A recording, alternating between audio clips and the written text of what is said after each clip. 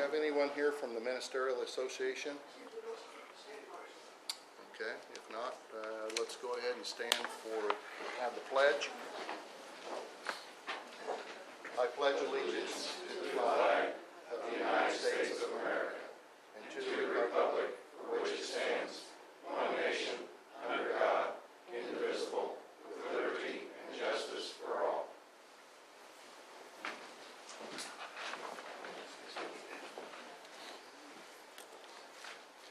Larry White's, Highway Department.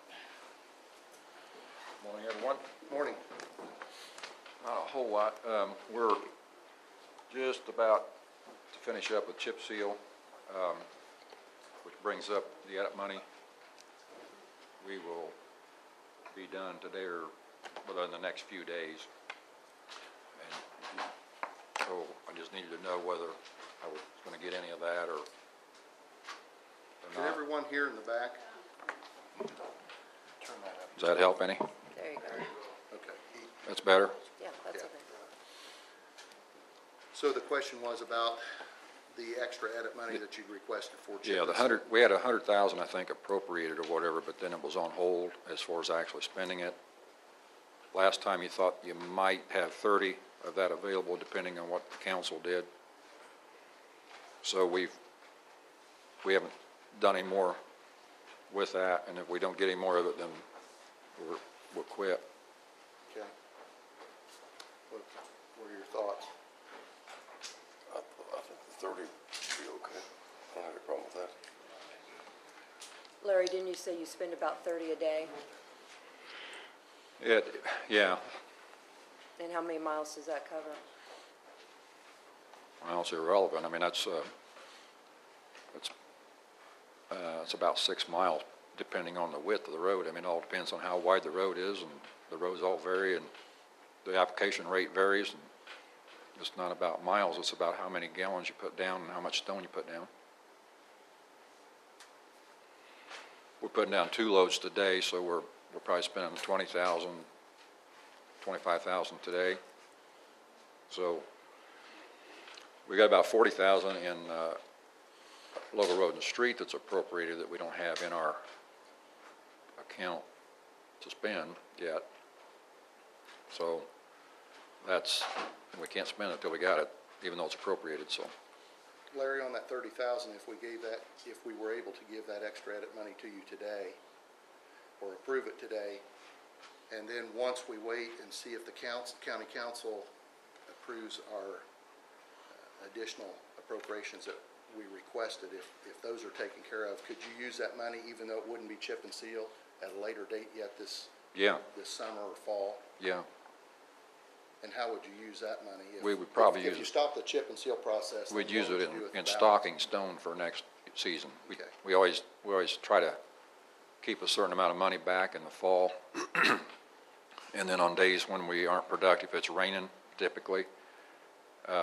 You know, between now and the end of the year, we got a lot of time. It's either raining or we're not plowing snow, but it's nasty, so we stock stone, and then by the end of the year, and in the spring, do the same thing, and we try to make it so that we end up with about the right amount of stone for the year. Okay. Could I see that CIP plan you had? Oh, I'm sorry, you gave it to me, sorry.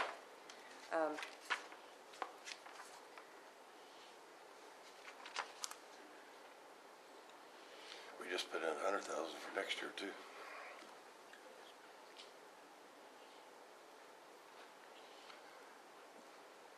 But our 2 commitments are a little over 70,000. That's why 30,000 I'm comfortable with right now. Okay, Larry, you said you'd use it for stone if we gave it to you later? Later. Mm-hmm. Plus, we'll have Durapatcher tank refill for patching. Okay, I was just looking at the plan because it said the funds in this project should be used for materials only, so that's stone. If you said stone, that would still Stone, be oil, both material. still be all right. Just not used for new dump trucks. That's the next subject. Yeah. Okay, I move that we release $30,000 for County Highway Superintendent Larry Weitzel to use the chip and seal program. Second. Okay, we have a motion second on the floor to release $30,000 out of edit to the county highway. All those in favor, say aye. Aye. Motion carries. Okay, thank you. And that's Should out we of say Project what project? 54, Greg. Yeah. Sorry, that's out of Project 54. Okay, out of Project 54. Which brings me to the next subject, which is trucks. The last truck we bought, big truck, was a 2006 model. We have 3 tandems that are 15 years old, and 1 triaxle that's 13 years old. And so what we're looking at doing is probably, you know, ideally it'd be nice to do 4 trucks, but we know we can't do that. So Brett and I have been kicking this around. We're looking at probably bidding a tandem and a triaxle, and then the oldest triaxle we'd put in what we call our pool.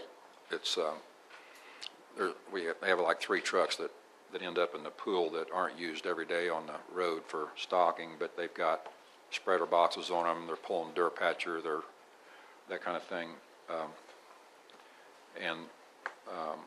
we'd probably put the 1 triaxle in that group, and then pick the worst of the 3 tandems to trade in. So with that in mind, I need approval for advertise for truck bids, and we haven't got a spec together yet. We're still trying to work on that, to figure out exactly how to put that together. And what's happened since the last truck we bought, EPA has kicked in. We kind of just beat the deadline before. They've kicked in a lot of new rules, and so the price of trucks has gone way up. We really are partial to Cat engines.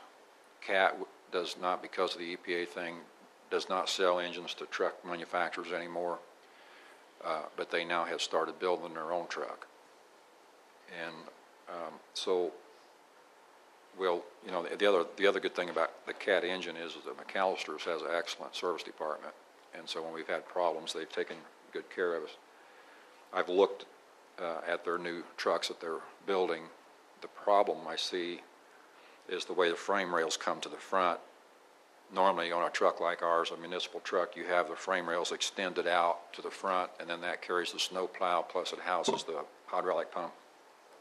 The new Cat truck doesn't do that. And the good news is Davies County is in the process of buying a new Cat truck, and they've got W.A. Jones, which I think is the best equipment group, working on overcoming the frame rail problem. So that may or may not be an option, and Cat may not be in our price range. I don't know. We haven't, you know, we won't know until we get to that point, but we'd like to pursue that. If we get the trucks spec'd, get them bid, and all that, we wouldn't have them till sometime in the spring.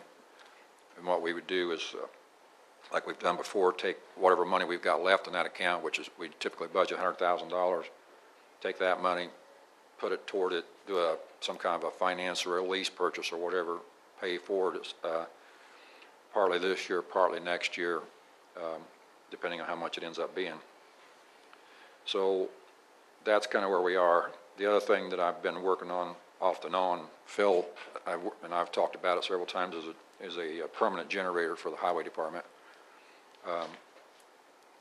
And so we're kind of pursuing that as well. Our current situation on that is we have a power takeoff driven generator that runs with the tractor, but the reality of it is that if we have a storm, we have a problem that knocks power out, that tractor has a loader bucket on it and a grapple, so you need the tractor out cleaning up brush, clearing roads off, not sitting there running the generator. So, not to mention how many kW is that PTO generator? I don't know, Mike. Do you know, Phil? I talked to Larry Anderson the other day, and he was going to stop by, but He did, yeah. I think they're talking like a 45 kW needs. Yeah, need a pretty big one. Okay. So. Yeah. So anyway, that's what we're looking at equipment-wise. But to do the trucks, I need authorization from y'all to, I make a motion, we authorize Mr. Weitzel to set your specs and advertise for trucks. Second. We have a motion, a second on the floor to allow the highway department to advertise for bids for two new trucks, a triaxle and a tandem. All those in favor say aye. Aye. Motion carries. okay, thank you. I have one permit. This is David and Teresa Gerhart, a field entrance on 600 North at 8354 West.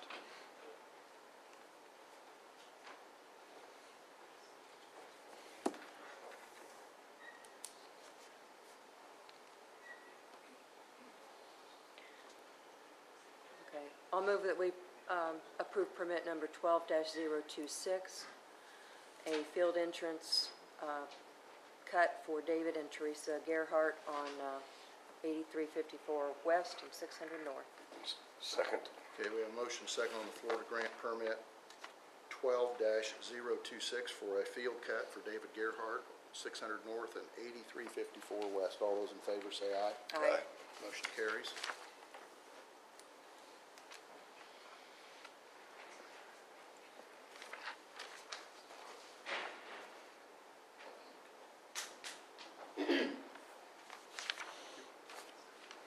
That's all I have. Phil? Thanks, Larry.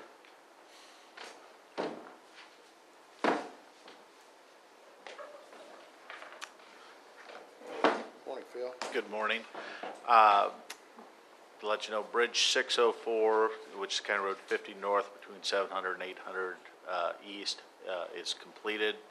We'll have a final walkthrough probably this week or early next week.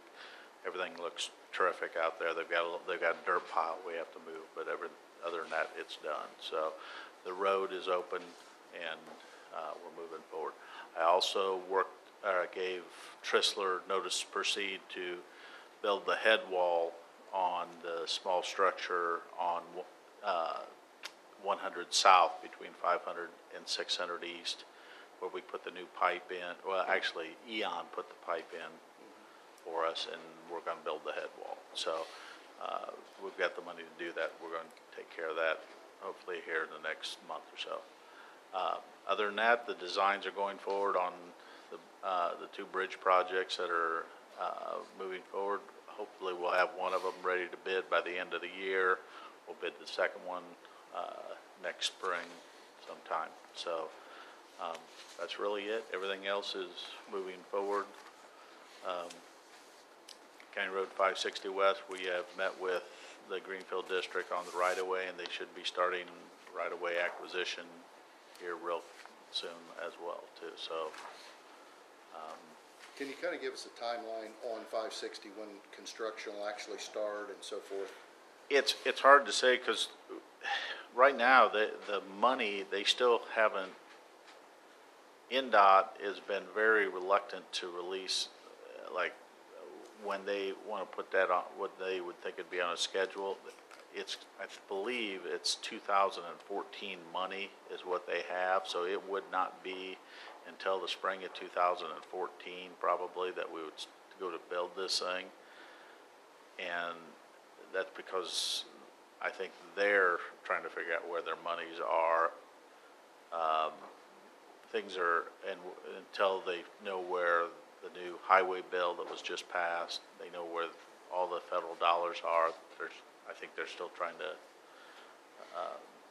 set it. That's the money they gave us, but they did say in there if the project was ready before that they would consider funding it at an earlier pay. It probably will be, but NDOT right now is not responding as though there's going to be money available. So as far as the land that the county owns, that road's going to go through, that land is leased farm ground. Yes. So for 2013, are we safe to continue with that lease, or will the development start after the crops are put out? Or what's your best I guess? can't believe that we would start until at least late 2013 on construction, because even if we had all the right-of-way bought and everything right now, we're still you're about 6 months away from a letting. So, once we get all the right-of-way purchased and stuff like that, then the final plans approved and everything, then we have to wait for about 4 to 6 months. You get everything into NDOT, and then they would bid that.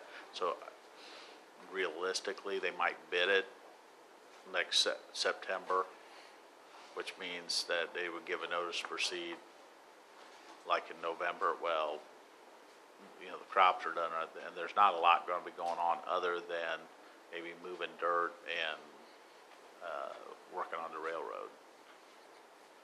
Okay. So that's it. Landfill, everything's fine. I've got to stop by ATC this week. There's a report that's due that's on the quality assurance testing that's gone on for all the work that's going on out there, and everything seems to be fine. So, and Larry has been working with the model airplane people out there about doing some additional work out there. They want to smooth off an area, just to let you know that we'll check out to make sure that we can do that.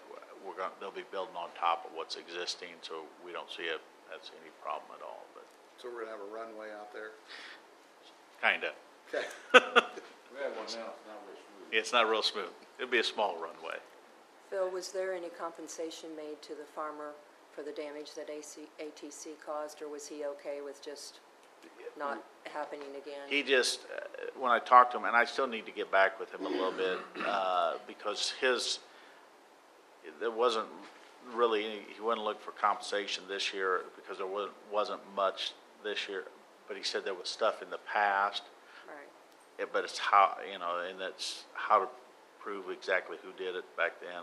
So we just know that it's not going to happen again. Okay. So, So he's good with everything? yeah, I've got to get back with him though, and I Okay. will. That's And it for any me. news on the east parking lot? No, just, I think everything's been submitted. Haven't Okay. heard a word from No IDEM. news is good news from IDEM.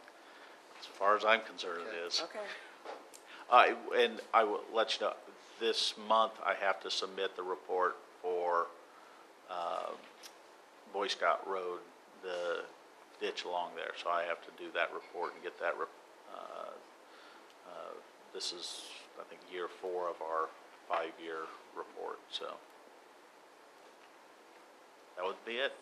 Any questions, other ones? No.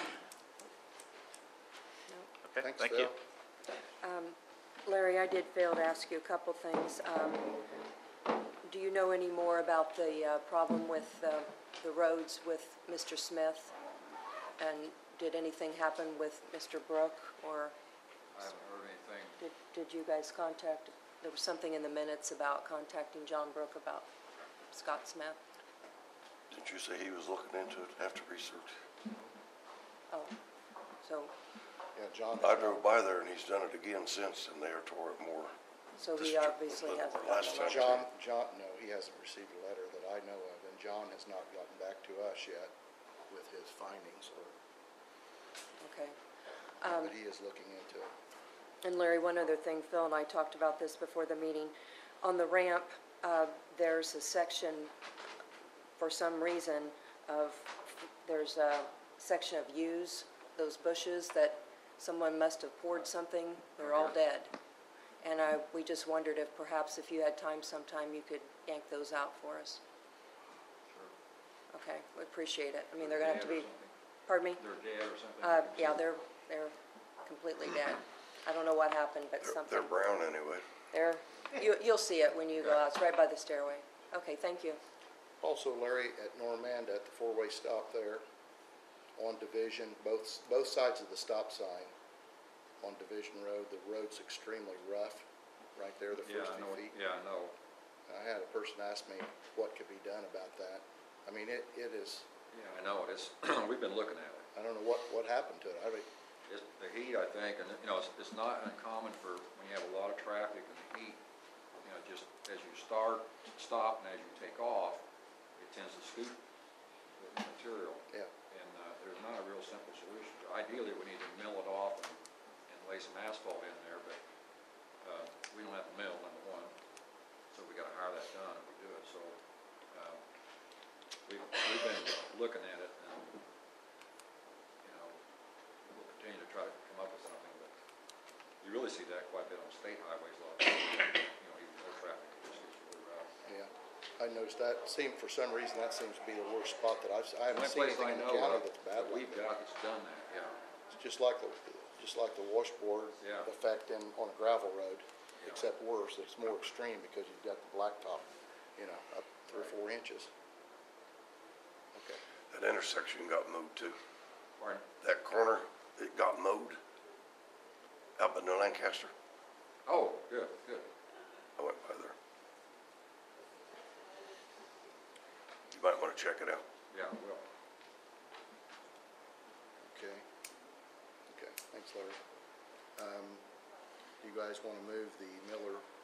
Oh, let Chuck get his, he asked if he could All right, be early. Chuck, can you, let's move you up and we'll take care of the burn ban situation and whatever else you need to talk to us about. That's what you wanted, wasn't it? That's fine with me. He's about asleep back there, looks like to me. On the burn ban, real quick, I sent out an email Wednesday and Friday, and there's not a general consensus among the chiefs right now as far as length or anything like that. So I say we just leave it alone as it sits, because I don't think anyone would. I think we had one fire chief who said lift it, another person said go back to the pre-amended one. One said leave it unchanged, see what the weather said, and then another chief was just indifferent as to anything. Well, I've only heard of one county that's lifted it so far. That was So far. Adams County. I checked the website last night, and Cass County lifted theirs also. Cass. Yeah, and Fulton, there's no one right next to us that's lifted it. But the Right. closest is Cass County. I'll make a motion to leave it as it is, Well, I have one suggestion before we have a second vote on that. indefinite. Well, either extend it until further notice, because every time we extend this, every 2 weeks we extend this, then Chuck has to contact the state and notify them. If we do this until further notice, would you Well- only have to notify them once? I just have to, And then there would be no notice until we... until we lifted it or changed it, right? I thought it said That's it what it was, says in the new. yeah, it said that it Does it was- say that on it? It says that it remains, that we'd revisit it today, but I think it says that it's, The new one says, You know, that's what Greg's presenting to us today, though, but that needs to be in the motion. all right, I'll make a this motion. is the new one right here? Yeah, this is not the old one. Greg, This is the new one. Very in anticipation of making it indefinite. Clinton County did this 2 weeks ago or whatever. They did the same thing we're doing, Right. considering today, rather than just continuing to bring the subject up. Then you would need a motion to, for the amended declaration, which the change is that the declaration shall remain in effect indefinitely. Okay. Second. We have a motion, a second on the floor then to renew our burn ban with an amendment which includes that it will be extended indefinitely. All those in favor say aye. Aye. Motion carries. So I'll sign this one. Is this one all right to sign one of ours up there, Greg? Have additional copies of it. And then today I'll just need a copy of that one so I can fax it to the state, and then I'll keep revisiting with the fire chiefs, and whenever their junk consensus, we'll go from there. Careful. We've got a second one here for Chuck, too.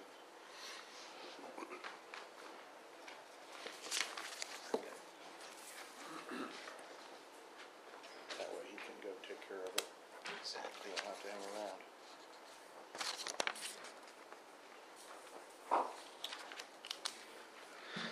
Sir? The next thing real quick is more clarification. I went to the county council for the cars that the sheriff gave me. I just want to make sure that, I have to get with the auditor's office to get it plated, to get them plated. And I just want to make sure that I didn't have to get any more approval or anything like that. Because when he gave me the cars, I thought we were good, but, so we're good. Yeah, I, I think you're good. it wouldn't do us any good to give you cars that couldn't be plated. yeah, I think. Fair enough. I think that you're okay with that. Okay. The next thing is, I'll just do this. I have extended warranty for our voice recording system. And it's for 3 years, because we don't need to really replace the equipment or anything like that. But I just wanted the signature since it is a contract. What's the cost on that? The cost, and then I've talked with this with my executive board. It's $6,053.70, which I have, and it covers me for 3 years. It's a one-time payment for 3 years, and it covers all the recordings, voice recording, radio traffic, everything like that. Because there's no reason to update that equipment, and our lease is over, so it cover cost of labor and equipment for the next 3 years. It's just a lot more cost effective to do it that way. What kind of expenses or repair costs do you have? If something, What would you have on those if you needed to have it worked on? the most common thing would be for the hard drive to fail, which it's kind of hard to tell what that cost would be. Talking with Word Systems, they obviously tried to upgrade us, but right now there's enough equipment out there that they can still get parts for. Now in 3 years that may not be the case, but a hard drive fail would be anywhere from $1,500 to $2,500 in the parts alone, and then whatever the labor would be. Okay. So, any other questions on that? So it's $6,000 for 3 years. For 3 years, yes. Not every year, just the one time. And like I said, I have the You have the funds? funds for that, so there's an anticipation of it. To replace it would have been $8,000 a year for 5 years, and it's good equipment still, so.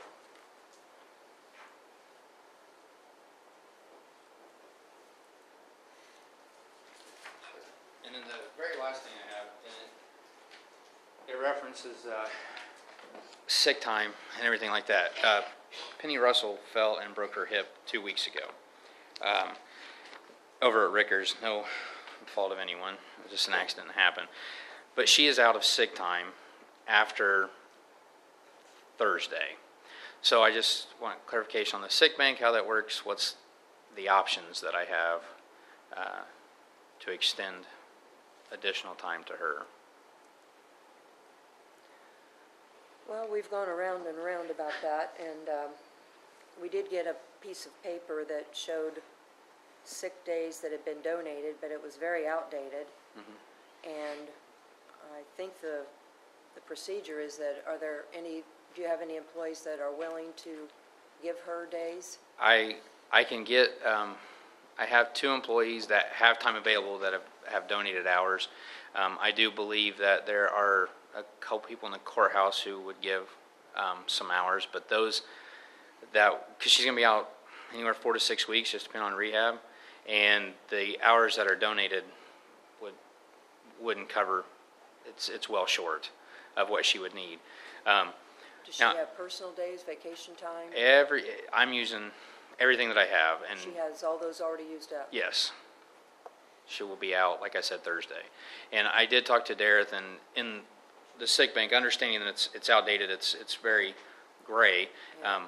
I think there were 76 days that she told me were available somewhere in there, which, because of our 12-hour shifts, it's 26 days, and I did 6 weeks at a worst-case scenario. It's 216 hours is what I would need to cover for her. And like I said, she'll be out Thursday.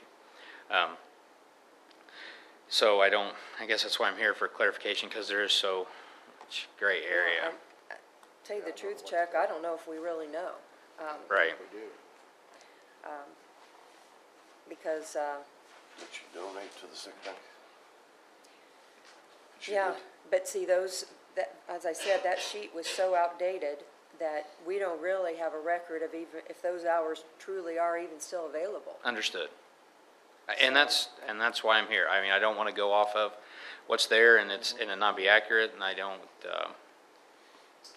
So I'm looking for guidance on this one. I can get, like I said, I can get some donated time, and I can use that time, but it won't. It's cover 2 weeks maybe. It won't cover 2 weeks? No, it probably would cover 2 Okay. weeks, is what I'm Well, saying. I suppose if you can do that, it would give us some time to try to research this and see what we can do. Okay. I can do that then. And then if there's anything else I can help with that or anything, let me know and we'll Greg, is revisit. that something that could be worked on for between now and the next meeting? Okay. Just to see if we can come up with some kind of an accurate count. Okay. Thanks for moving me up, and I'm done. You're welcome, Chuck. Thank you. You guys want to go to something else for a minute? You want to do the minutes? Get the numbers over with too. Well, let's get the minutes out of the way, then we'll go straight to the Miller thing next.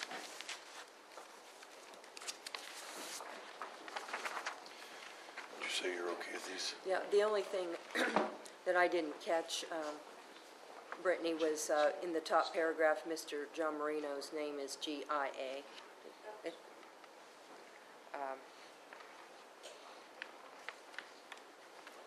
I didn't really see anything else. I'll make a motion, we approve the minutes for July the 16th with the minor correction. Second. Okay, we have a motion second on the floor to approve minutes with correction for the July 16th, 2012 Commissioners meeting. All those in favor, say aye. Aye. Motion carries. And while we're on the subject of... Greg, do you have a set for us to sign? Or do you want to make that correction and then, You can just stick that I in there. You don't have Okay. to reprint all anything. right, that's fine. While we're on the subject of the minutes, I spoke with Greg about this, and on the July, I think it was July 2nd minutes that were approved, there still are some misspellings and some grammatical errors, like the Encore Center was spelled wrong, and if you two are okay with this, and Greg and I talked about this, we'd like to go ahead and fix those. Okay with me? There's no textual corrections, they're just spelling errors. So Shame on that's agreeable with you guys? Yes. Okay. So good try that. We ought to have that in a motion. Because we've already approved those Yes. minutes, so we'll have So we need to have a motion to, I'll second it. Okay, I'll move that we, Auditor Townsend and I get together and go through the July 2nd minutes and make some minor grammatical corrections. Second. okay, we have a motion second on the floor to make some changes to the July 2nd minutes for the Commissioners meeting, and correct grammatical errors. All those in favor, say aye. Aye. Motion carries. Okay.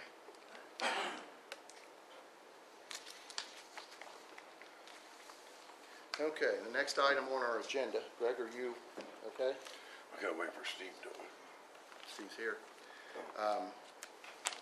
Next item on our agenda is rezone for the Miller Furniture Building, and we'll start off with Steve Edson, County Planner.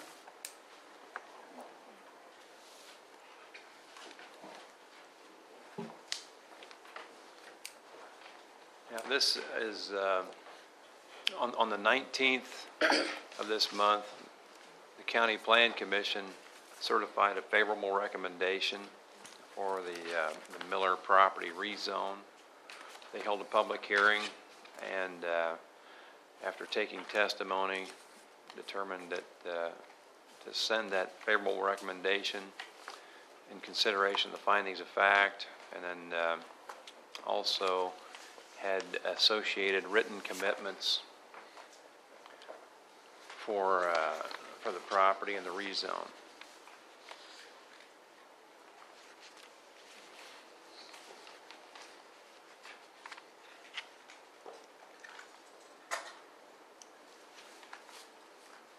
What questions do you guys have of Steve? What ordinance number is this? Okay, Steve, that motion was with the written commitments. Is that true? I believe it was. I can't recall whether it was a separate motion or if it was included. I believe the person making the motion had said that it was his intention that it be included in the motion. That's the way I remember it too. I Okay, was there. Okay, that's my understanding, is that the commitments were in the motion. Since then, we have found out from the attorney that there are some problems with the commitments as far as making them enforceable Certainly at the bottom here, it says that a change in manufacturing operations resulting from a change of type of product manufactured renders the rezone null and void and would require subsequent approval of the Plan Commission and the legislative body. We know that is not true. Once the zone map is amended, it's amended. So that part is not true. We've, gotten clarification of that from the attorney. But was that in the attorney's opinion?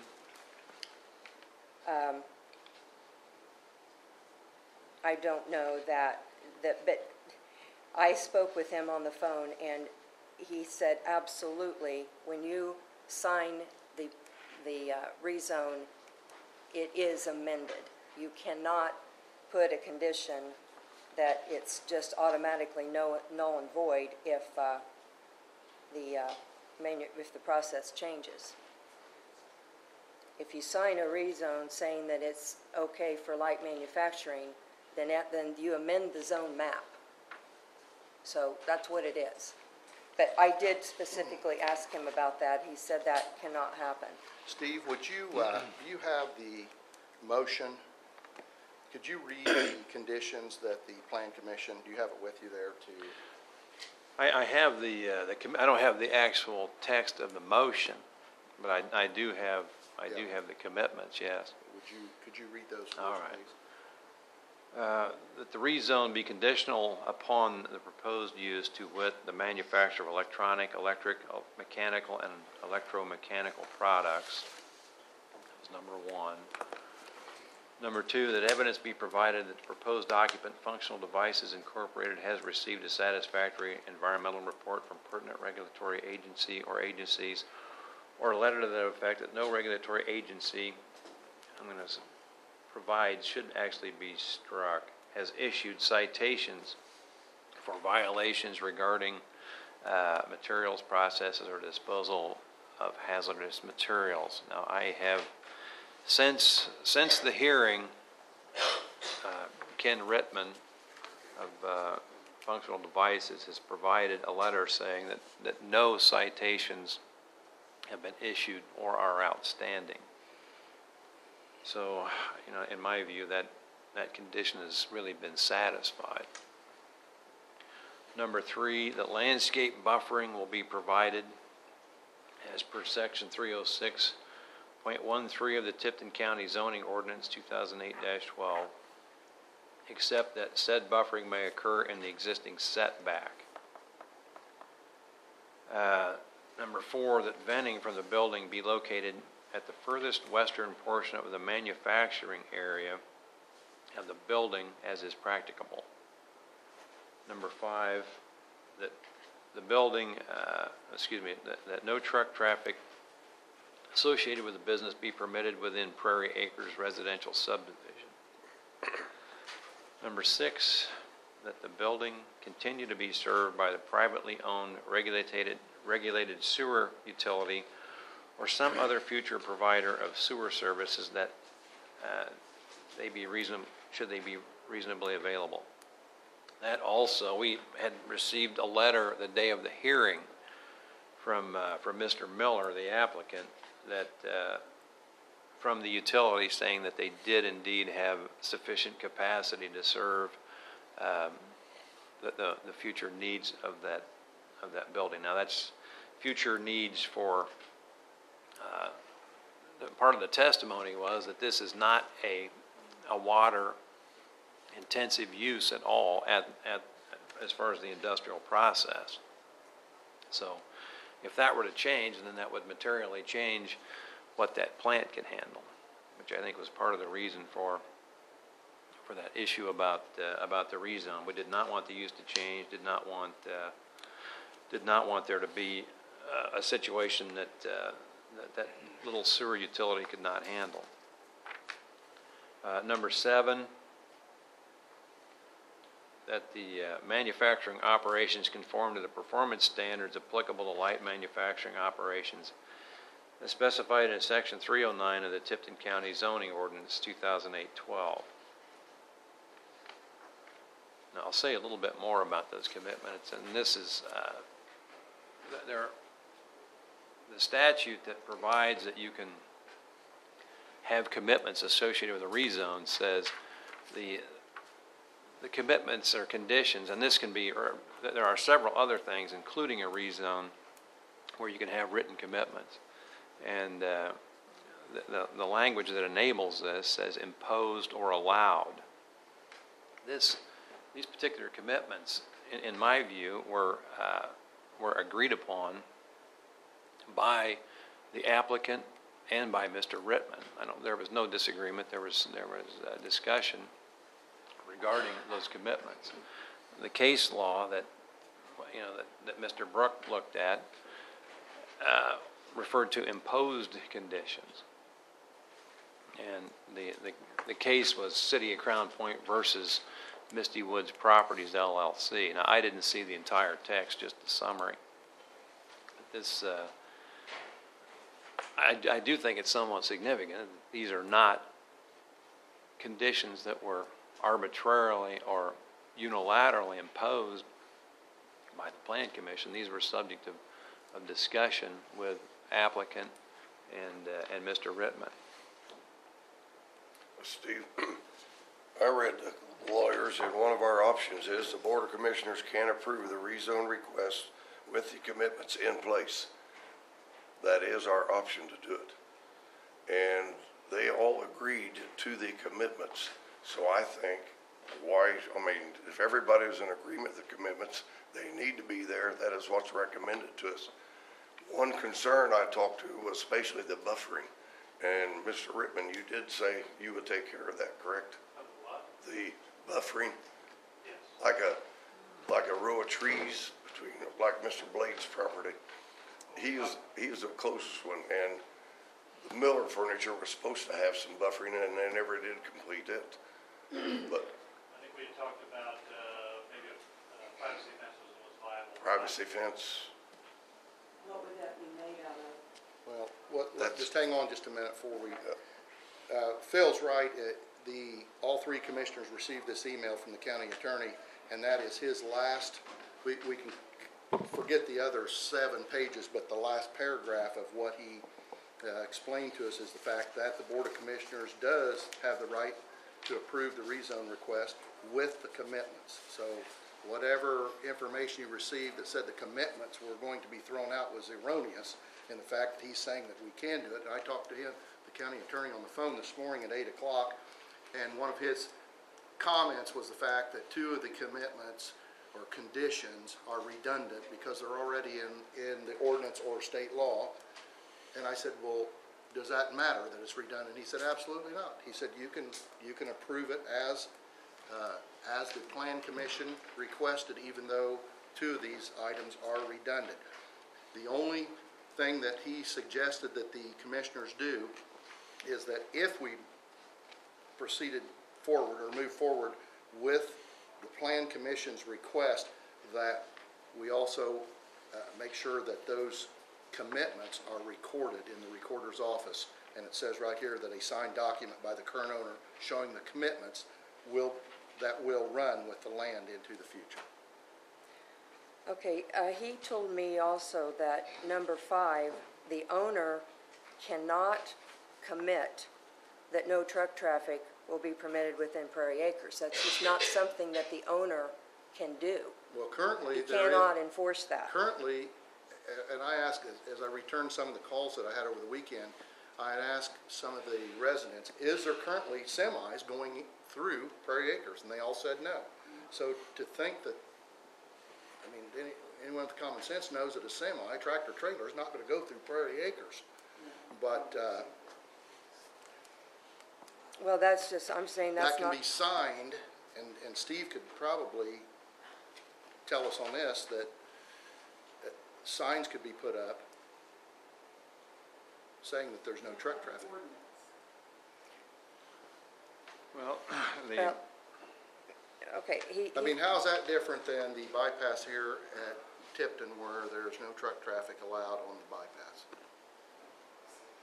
You have to pass an ordinance declaring that, because you said at a previous meeting that those were county roads.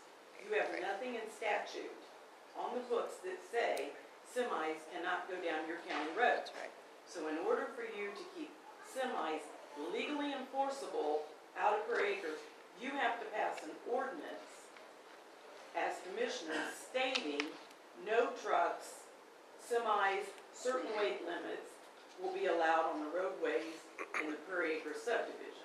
That would have to be separate in order for law enforcement to come out and enforce that law. Mr. Miller, you're here. Why did semis not go through Prairie Acres coming to your property? It's too curvy, they wouldn't do it. We're gonna take Mr. Miller's testimony, which Well- is done biased, saying that just because they didn't go through the. No, I'm just trying to, I mean, Mr. Miller's leaving the county, But- he's out for a profit to sell his. I'm just trying to establish what has happened in the past when there was an existing business Well, there. there wasn't any reason for them to do that because they went down 600. Wait, there wasn't any reason for them. They had access to Mr. Miller. A semi wouldn't go down Prairie Acres when they had access on 600 from 31. If that's what it requires is an ordinance, that we can pass the ordinance limiting semi-traffic. We won't word it truck traffic, so So do Okay. you want to take care of that? I will talk to the county attorney and see what it takes to draw up the proper ordinance to limit semi-traffic to get that adopted. Now, this commitment number one, I want understood that it's very clear in the attorney's opinion that only the manufacturer of electronic, electric, mechanical, and electromechanical products can be used from now till the end of eternity in that building, because it says that if this is agreed to, that it runs with the land. It does, but there's also, as a part of that statute that enables that, the Plan Commission has the authority to modify conditions. Say if there was somebody, just as an example, if somebody wanted to manufacture stuffed animals, then they could petition the Plan Commission to modify that commitment to include stuffed animals, and that would be a procedural method of handling it. Well, John told me that it had to be on the deed, that it runs with the land, it had to be on the No, deed. that's not, I'm sure that's not what he said. That is what he No, said. it No, references he told me this the morning, deed. I agree with It Steve. references He said the this deed. morning, he said, it does not have to be an attachment to the deed. He said, as long as it's recorded, these conditions are recorded in the recorder's office, that's sufficient. It references the legal description. But so in other words, if it gets picked up it would get picked up in a title search, so that a subsequent purchaser would be notified of the commitments. And then furthermore, and you're correct, I'm sure that, and that John had discussed that, by virtue of it being a written recorded commitment, then it is binding upon subsequent property owners. However, there is a method in place to modify the commitments. When was the property rezoned from, or to B4, or to commercial, or whatever it was before we changed the zoning verbiage? I don't know that precisely. It was clearly, prior to my arrival, and this is and perhaps Mr. Miller can flesh this one out, but I assume it was when the subdivision, Prairie Acres Residential and Office subdivision was approved. But I just don't know that for sure. Well, how do we know that there weren't commitments then? If it was rezoned like what you're asking us to do, how do we know that there weren't commitments attached to it then? Presume that the mechanism works and that it gets picked up. I mean, But- Mr. Miller, when you purchased that property, Couldn't have a strip club, I couldn't have a shooting range. There was Well, I think we should see what that, if they've been recorded, I think we need to see what those are. Because, has your we're in due the same diligence position here. produced anything, Mr. Rittman? Nothing that would affect me negatively.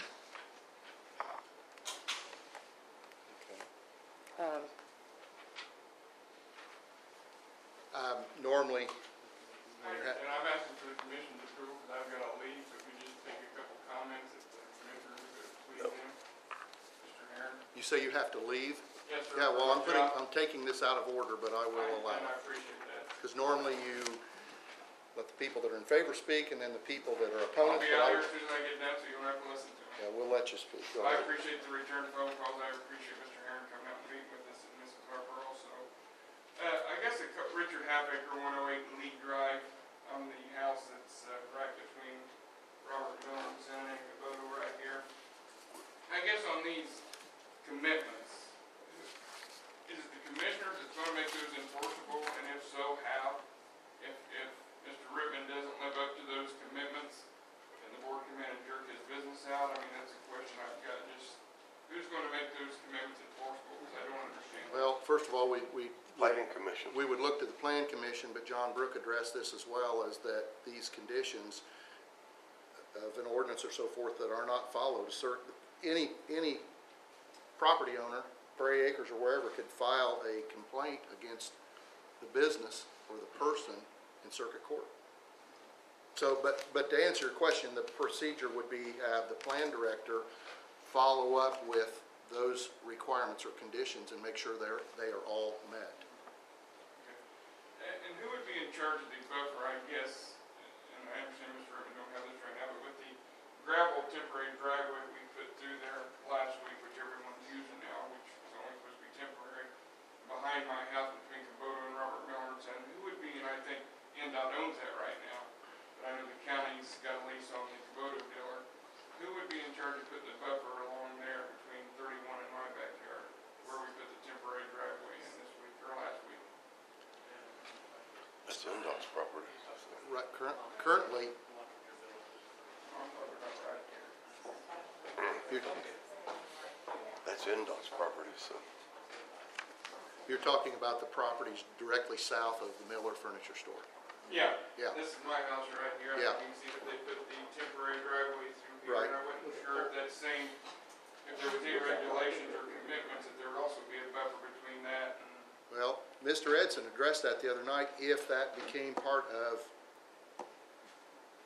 the Miller property in the future or whatever, that's something new, and that would have to follow the current or the revised ordinances, the planning ordinances that, Steve, that you Yeah, helped that's the- update when you came The here. only mechanism that I'm aware of that where you could expect to get some buffering between the residential neighborhood and those lots that you alluded to would be if they had a rezone and a proposed use, then in my view, we'd be in a position to say, you know, whatever new use is going to go in there would be subject to those buffering requirements, and at that point, only if it was to be developed Yeah, would you currently, receive. NDOT owns that property, so. Yeah, I knew that. Yeah, it's just not going to happen until something No happens. buffers will be put in, what you're No, saying. but it's I my mean, understanding, it's a contact temporary NDOT. use anyway. It's a temporary use, and so it's not expected to last for the long term. But even I even, guess so I can go, and I apologize, Mr. Harper. I've got another no, it's okay. I stand opposed to this, based on, you know, our property was out there, we all moved out there and built out there for this to be a residential area, to protect our children. We can take it from Mr. Miller, that there will be no semis coming in, and I respect him, so this is not disrespectful, but he's gonna be in the new location where he's at, which is better anyway, but, who's to say that semis won't come through there? So I shop there too, so that's not to be disrespectful. There's no way to say, okay, Mr. Miller, there's never been a semi come through there. What's to say there won't happen one now because we can't? So we need to look at that. I think we need to postpone this till we can look at the commitments that were in place before that, and then also possibly pass an ordinance to make sure we don't have semi-traffic. I think that would make all the residents feel better, because I know me and Mr. Housley and Mr. Larry Blake went around, you know, now the 56 residents, 52 of them opposed to this. So I would hope as commissioners that you would listen to the taxpayers first, not someone from Howard County, but listen to the taxpayers who you represent in Prairie Acres. And I feel like if we pass that,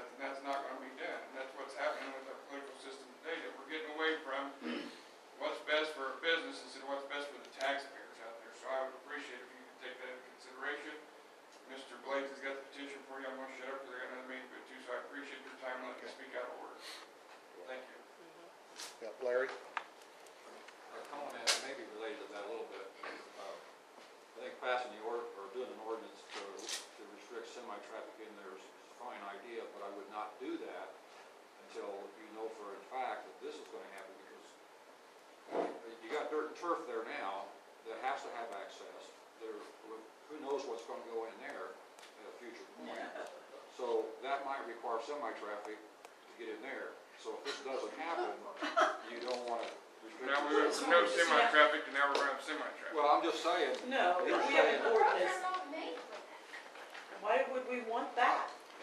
I wouldn't want that, that's my point. What he's saying is, Voto's gonna be blocked off from 31. Yeah, Right. Kubota was supposed to have been torn down, and you achieved getting that from the state. The state told me they would put up a buffer, and, you know, it seems to me that as commissioners, you didn't follow through and get anything for Prairie Acres when 31 corridor went through. Howard County did. They're running under budget. There's no reason with these empty lots that he was speaking about. They've got the dirt within, you know, less than a mile to bring over, build the buffer, get the trees up, so they'll start to grow. I think all of us would be willing to help take care of them. But you've taken over the Kubota dealership, leased it out, it's the biggest eyesore Tipton's got. You know, you have turned in what Kubota had, which was a nice business in the neighborhood. Millers have been good neighbors, but the minute you as commissioners got a hold of that building, you went out and tacked plywood up, so it looks like some kind of a low-income Indianapolis area, didn't paint it, you put all kinds of equipment, you mowed it twice, the weeds still are popping up all around for everybody in Prairie Acres to look at. You've done nothing to put up any kind of a block since you acquired that building instead of allowing it to be torn down into a vacant lot. NDOT put the plywood up, we don't buy plywood. Well, if you were given the building, then you could go buy some If you're gonna paint. take testimony, would you prefer that I vacate here, so if you're gonna take Sure. testimony? If you're finished right now, yeah. Steve, I do have one more question, because on these findings of fact, do you have that piece of paper in front of you? Or do you have it with you? Let me look. I think I have it within the staff report. This was the one that was signed by That's the certification? the Plan Commission president. Mm-hmm. Okay, I did listen to the tape, and number one, the proposal is compatible with the comprehensive plan. I heard that, I heard one sentence on that saying that this is a unique situation.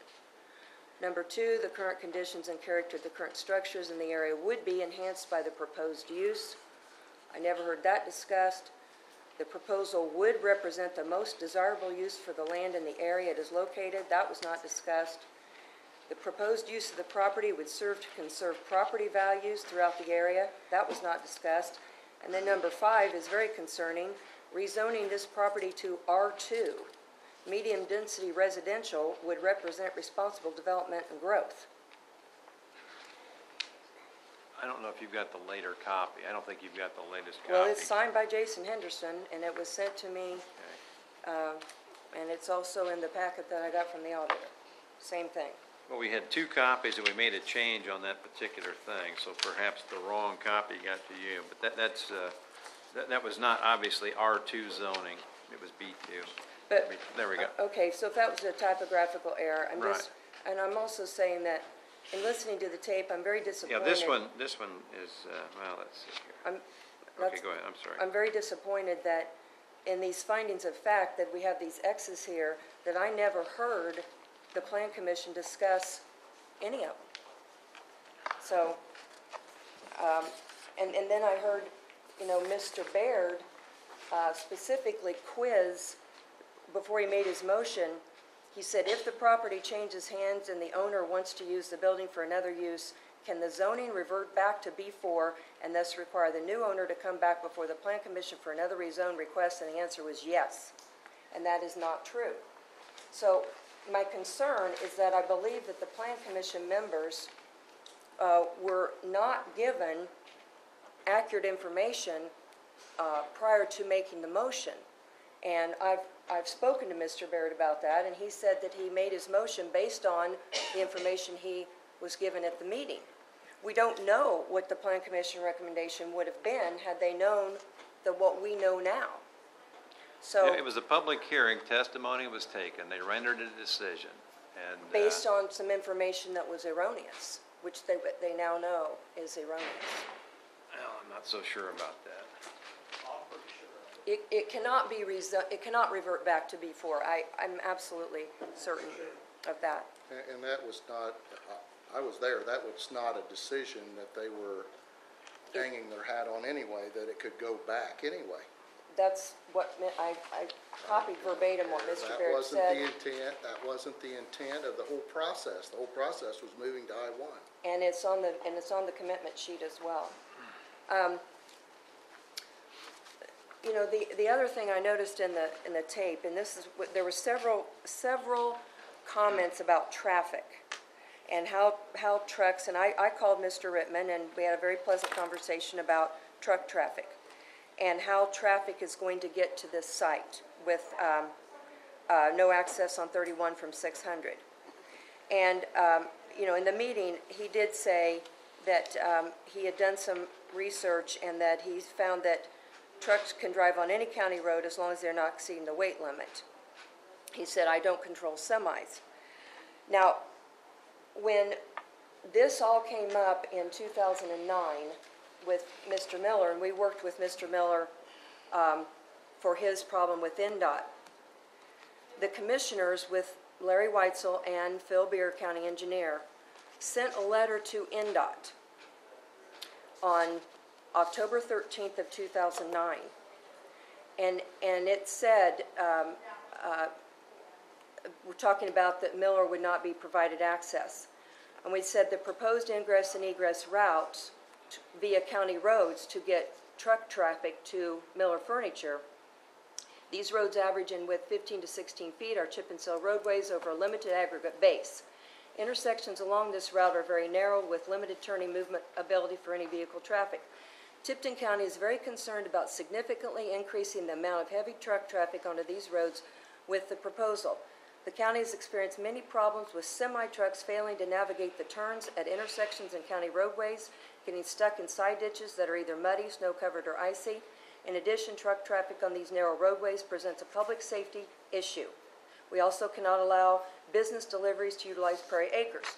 To improve the route to 3R standards would require the route to be reconstructed, county roads reconstructed with full-depth asphalt pavement of minimum 20 feet wide with 4-foot aggregate shoulders. County road intersections would need to be reconstructed to allow for turning movements of semis. Our staff estimates the cost of this work to be over $3.5 million. See attached estimate. The estimate does not include the necessary right-of-way that would need to be acquired, and it goes on and on saying to NDOT that if they are going to direct truck traffic to Robert Miller through county roads, then they would need to upgrade our roads to the tune of $4.5 million. Now, we did this for Mr. Miller so that, yes, he was trying to get a settlement from NDOT. So Mr. Klein made the motion and I seconded it, and we sent this letter to NDOT saying that we will not allow semi-truck traffic to go to Robert Miller. So now how can we say that we can allow semi-truck traffic to go to functional devices? Larry, would you respond to that? The thing you left out, Jane, was the road that we were talking about and the route that we're talking about explicitly, and I believe there is a map in those documents. It's 550 north, Right. 500 west, to 600 north and back. Right. Which you cannot do with a semi because you cannot make the turn, particularly at 600 north and 500 west. Okay. Impossible. Anybody say. Which is not the route that my understanding is that Mr. Rittman is intending to use. He's intending to go 600 north and go east to 400 east, or west rather, and turn north, which is very doable, and go north on that road, which is one of our few hot mix roads that we've redone. And then Howard County has recently this summer redone their portion of that road up, and that drops you right off at 26 and the bypass. So you have a choice there of either getting on 26 or getting on the new bypass. He's not trying to go the route that is referring to. Okay, but one of those roads is 600, and we say that it's 15 to 16 feet. They're chip and seal with a limited aggregate base. So we're talking about also tearing up the roads. Now, I can also say that 18 months later, Mr. Miller asked his attorney, Jason McNeil, to come and meet with me and Phil Beer, county engineer, and take statements from us on truck traffic on not only that route, but on other county roadways, because their stance was it won't always just be that square, because he has traffic that might go like a, shotgun blast, and I go in all directions. So they were wanting to know, what about other roads in the county? And so Mr. Beer and I, on January 5th, testified also for Ice Miller attorneys in order to get a settlement that we would not allow semi-truck traffic on our county roads. So no, that was brought up. That definitely was brought up, and that was saying that that was seasonal and this is every day. Okay, so my personal issue with this is that here we send this letter to NDOT.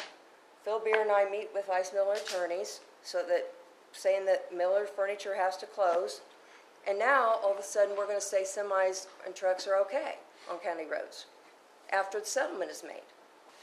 So I asked the NDOT official, what do you think about this? So we sent you this letter. He said, well, then I guess maybe you ought to ask the company to upgrade your roads to $4.5 million, because that's what you told us we'd have to do. So I'm having a personal problem with telling NDOT one thing and signing a letter and sending it, meeting with an attorney for Ice Miller on Mr. Miller's behalf, and now flip-flopping and saying it's okay to, because truck traffic is going to go, we don't know what county roads are going to go on. Mr. Rittman told me he cannot control where trucks go. They're going to take the shortest route. So, they don't pay wheel tax in Tipton County. I can't imagine that truck traffic is not going to have an impact on the county roads. My thought on that is, that first plan was, like Larry said, a completely different route. As far as county roads, we got a farmer that runs 3 to 4 semis a day on our county roads today. That is a whole lot more than what the furniture or the factory is going to have. Then why did we sign this letter? I didn't sign it. I know you didn't, but we too did. And they were feeding chickens back in those days too. I know. No, but that was a different plan, and that was Larry's point. So 600 is eligible to take. You can go and look, and I'm not an engineer, but 600 is a lot better road than 550. 550 turns into, it's not much more than a cow trail. Well, 600 ain't gonna take the awards in the state for But it's the narrowest road I've ever been on. But it is, like Larry said, there's no way that semis could navigate the turns. Well, yeah, 600's their only route. I drove it yesterday. But 600 has got to have some upgrades if you're gonna put semis on it. Larry, how's 600 compare with 1150 west and 1175 west? It's very similar in comparison to my road where I live on 300 west. And, my neighbors send 9 to 10 semi-loads of eggs a week out of there, which requires 3 semi-loads of chicken feed a day. And past my house, and it's a similar road. Yeah, and on the road I just asked you, there was 4 semi-loads of feed a week going to my house. Right, so, and we have a lot of traffic that comes up, like 100 East, for example. One of my problems is 100 East from Hamilton County is a narrow, it's probably narrower than 600, but it's a bleeders because it takes a lot of traffic and cargo, heavy semi-traffic. Worse than that, big wagon traffic going to cargo. The issue is not the width of it so much as the Base of it. Well, it'd be a good concern if you're driving down it in a car. So we would have to put in a truck route for this specific business, and it would have to be 600 to 400 west or 800 west. How are you going to enforce that? You can't enforce it even per acre. Well, that was my problem, because Mr. Rittman said I can't control what the semis do.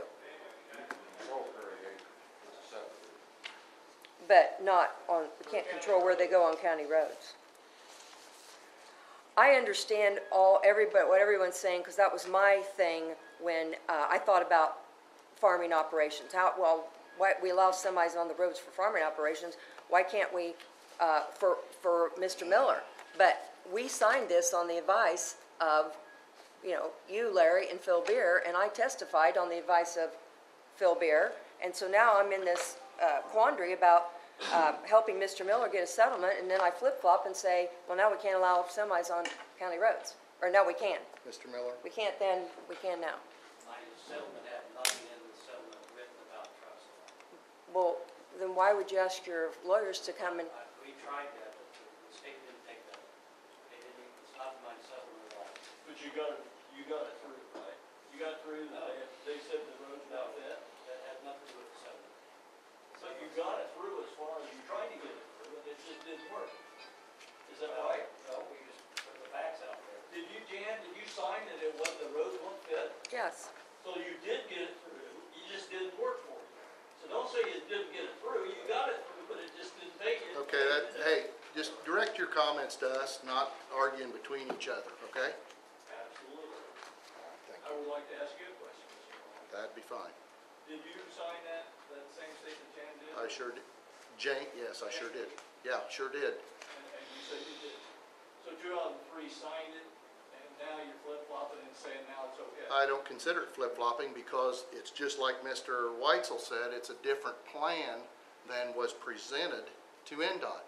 You can't Three, control- out of the plan that was presented to NDOT, or the testimony that was requested by them, or that we gave them, 3/4 of the road mileage that we're talking about, or maybe more, maybe 80%, is some other road other than 600. So no, I don't consider it flip-flopping, and I don't consider it the same issue.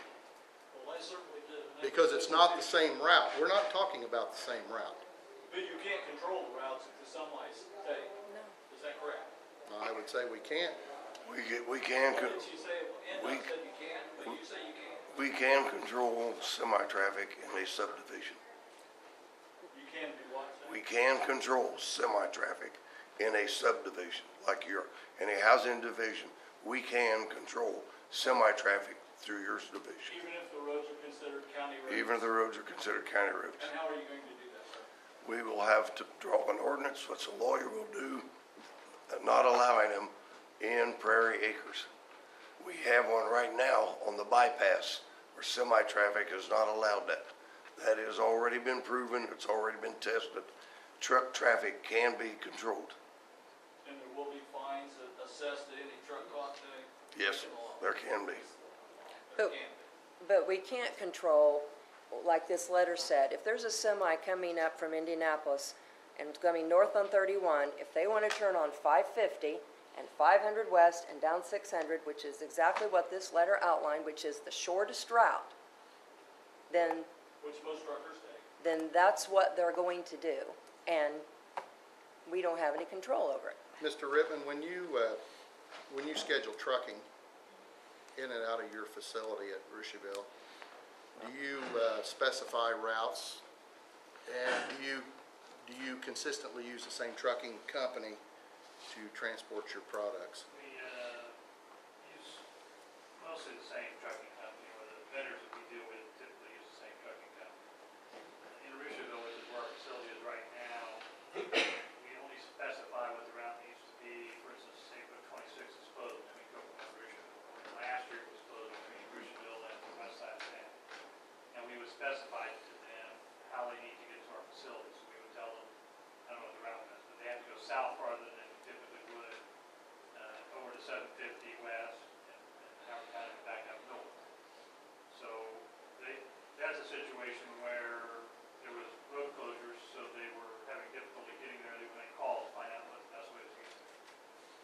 With the new facility or anywhere else, we would typically, the vendors we deal with, we would say, this is how you get to our facility. They would typically use that, although, it's like anybody who's got their hands on the steering wheel can go anywhere they want to go. Just from my knowledge of truckers and how they route themselves, most of them aren't going to want to have anything to do with the subdivision. They don't want to have anything to do with bad roads. When they get their truck stuck, we'll get it off the side of the road. It's a major problem for them. It delays them for an entire day. Sometimes they have to get tow trucks out to pull them out. I mean, they want to get to where they can go quickly, but I don't think they take excessive risks in doing so. But again, every individual who's got their hands on a wheel makes their own decisions. We can't control that.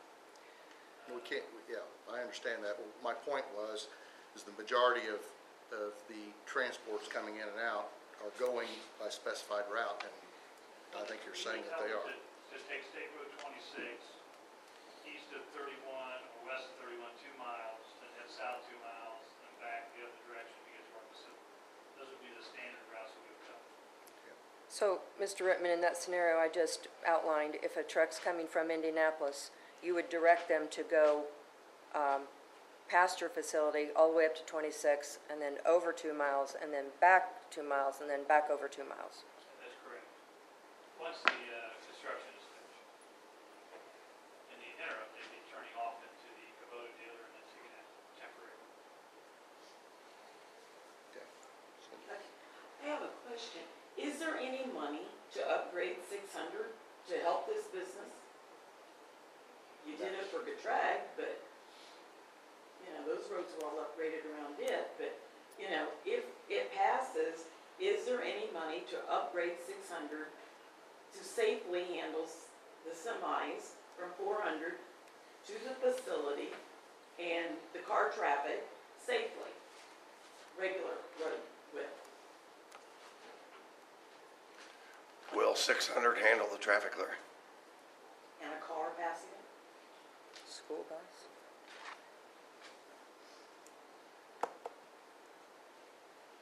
yes. Well, the next road south of 600 will lead right into our addition and go right down to Lee Drive, which is the road I'm on, and my son is on, with kids, small kids. My son doesn't have small kids, but there are small kids on that road. What's to stop them from coming down the next road south, I don't know whether it's 550. Coming in on the Lee Drive and going straight across and crossing across the dirt path. I mean, they can come straight down to our circle and just cross right over the grass area over to the back end of Miller's Furniture Store. Most truck drivers will follow the correct route. There will be signs saying no semis allowed in the Prairie Acres subdivision. What's to keep people from going on the wrong side of 31? Common sense and road signs. They would be cutting across any No. existing roads in Prairie Acres to get to our facility. They'll have their own entrance. They would be able to get across. The road doesn't connect right now anyway.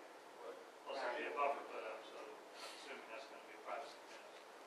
They have to obviously drive through the fence. Well, there Then was we're discussing. and that fence put up a long time ago. It's never I'll make a done. motion. So they're gonna bring their trucks temporarily through Kubota? That's not even a road. It is now. Yeah, it is now. Oh, it is a road now? Yes. Where's our signs? No stop sign there, and the last time I checked, that was required. There's no stop sign on that road. No, it comes off the entrance into Dirt and Turf off 31. And through Dirt and Turf parking lot, it runs parallel like an access road along 31 temporarily. So to pull They out just of Wood they just Drive built to- that this week. Yeah, but to NDOT. pull out of Wood Drive on the 31 bypass, which will be closed off, there isn't even a stop sign there.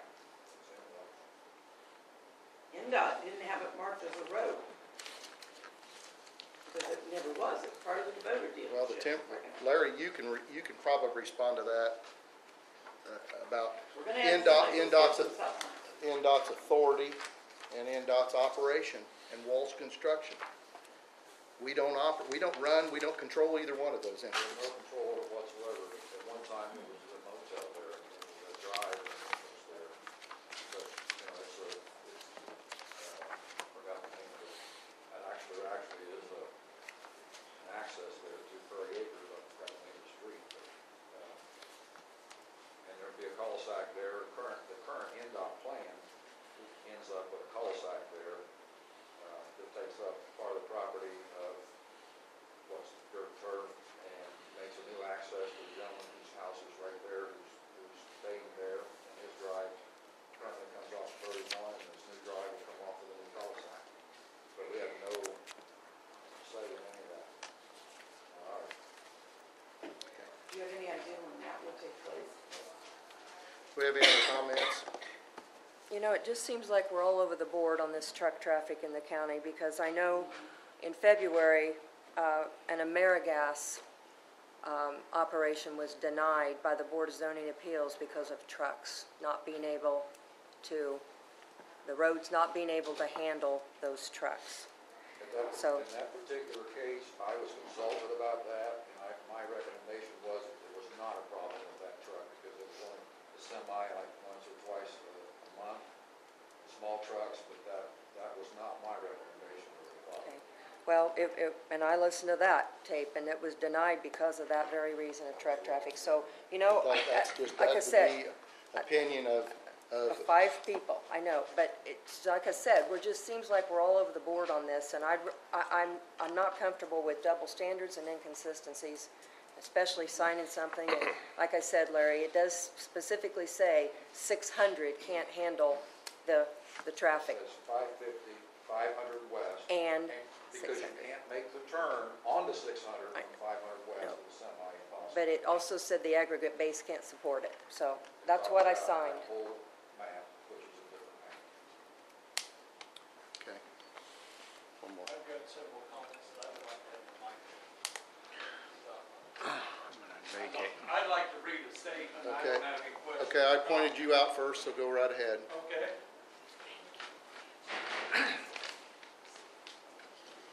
I'm Ron Owsley, and I live at 124 Michael Lane. The way I see this request for rezoning of the Robert Miller property to light industrial is very simple.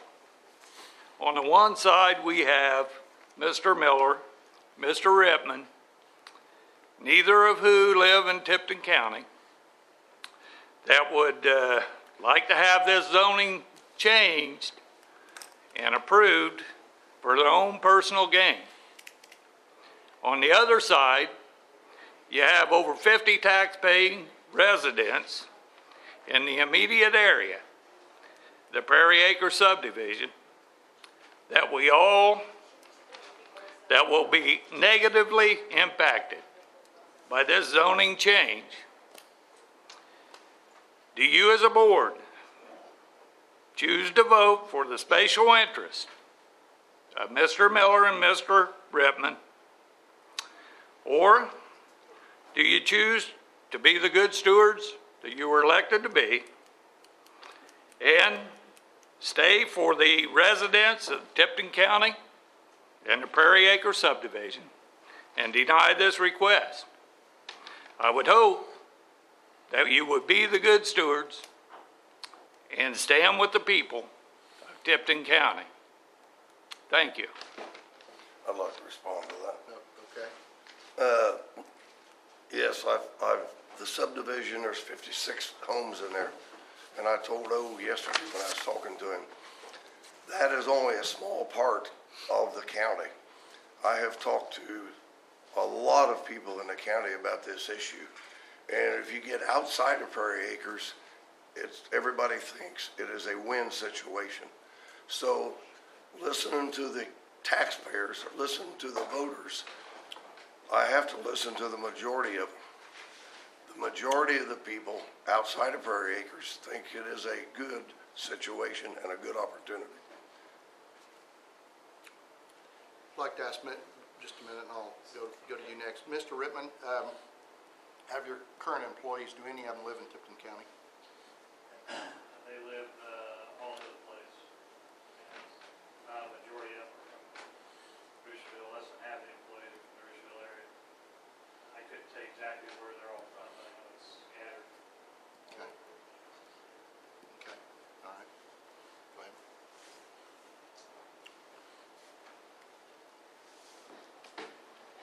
My name's Larry Blades. I live at 109 Lee Drive. I'm just catty-cornered across from Miller's Furniture Store. Over the last week, as these things have been developing,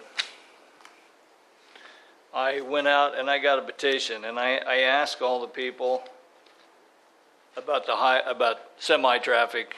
I know you say you can keep it out, but it's a county road. IDOT says they can't keep it out. So unless you can prove that you're going to put an ordinance in before you vote this in, then we don't know that. Mr. Herron, you said you talked to several of the citizens of Tipton County and they thought it was a win situation? Yes. Exactly in what situation was it a win situation? To start with, the building right now, if it's left empty, will slowly deteriorate and become an eyesore. Let me ask. You've Go ahead. already had one person comment about the dirt and turf building not being maintained.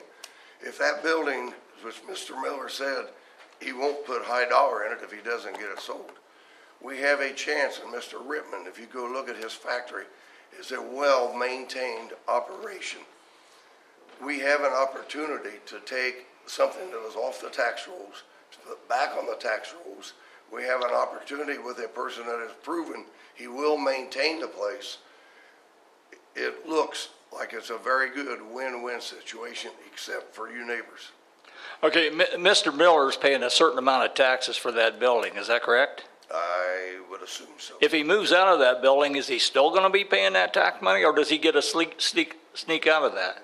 I can't answer that. You can't, if I move out of my house, do I still have to pay my taxes? I can't answer that. Yes. No, you Property don't. owner, the property owner pays property tax. No, Property- you don't. That's why they have tax sales.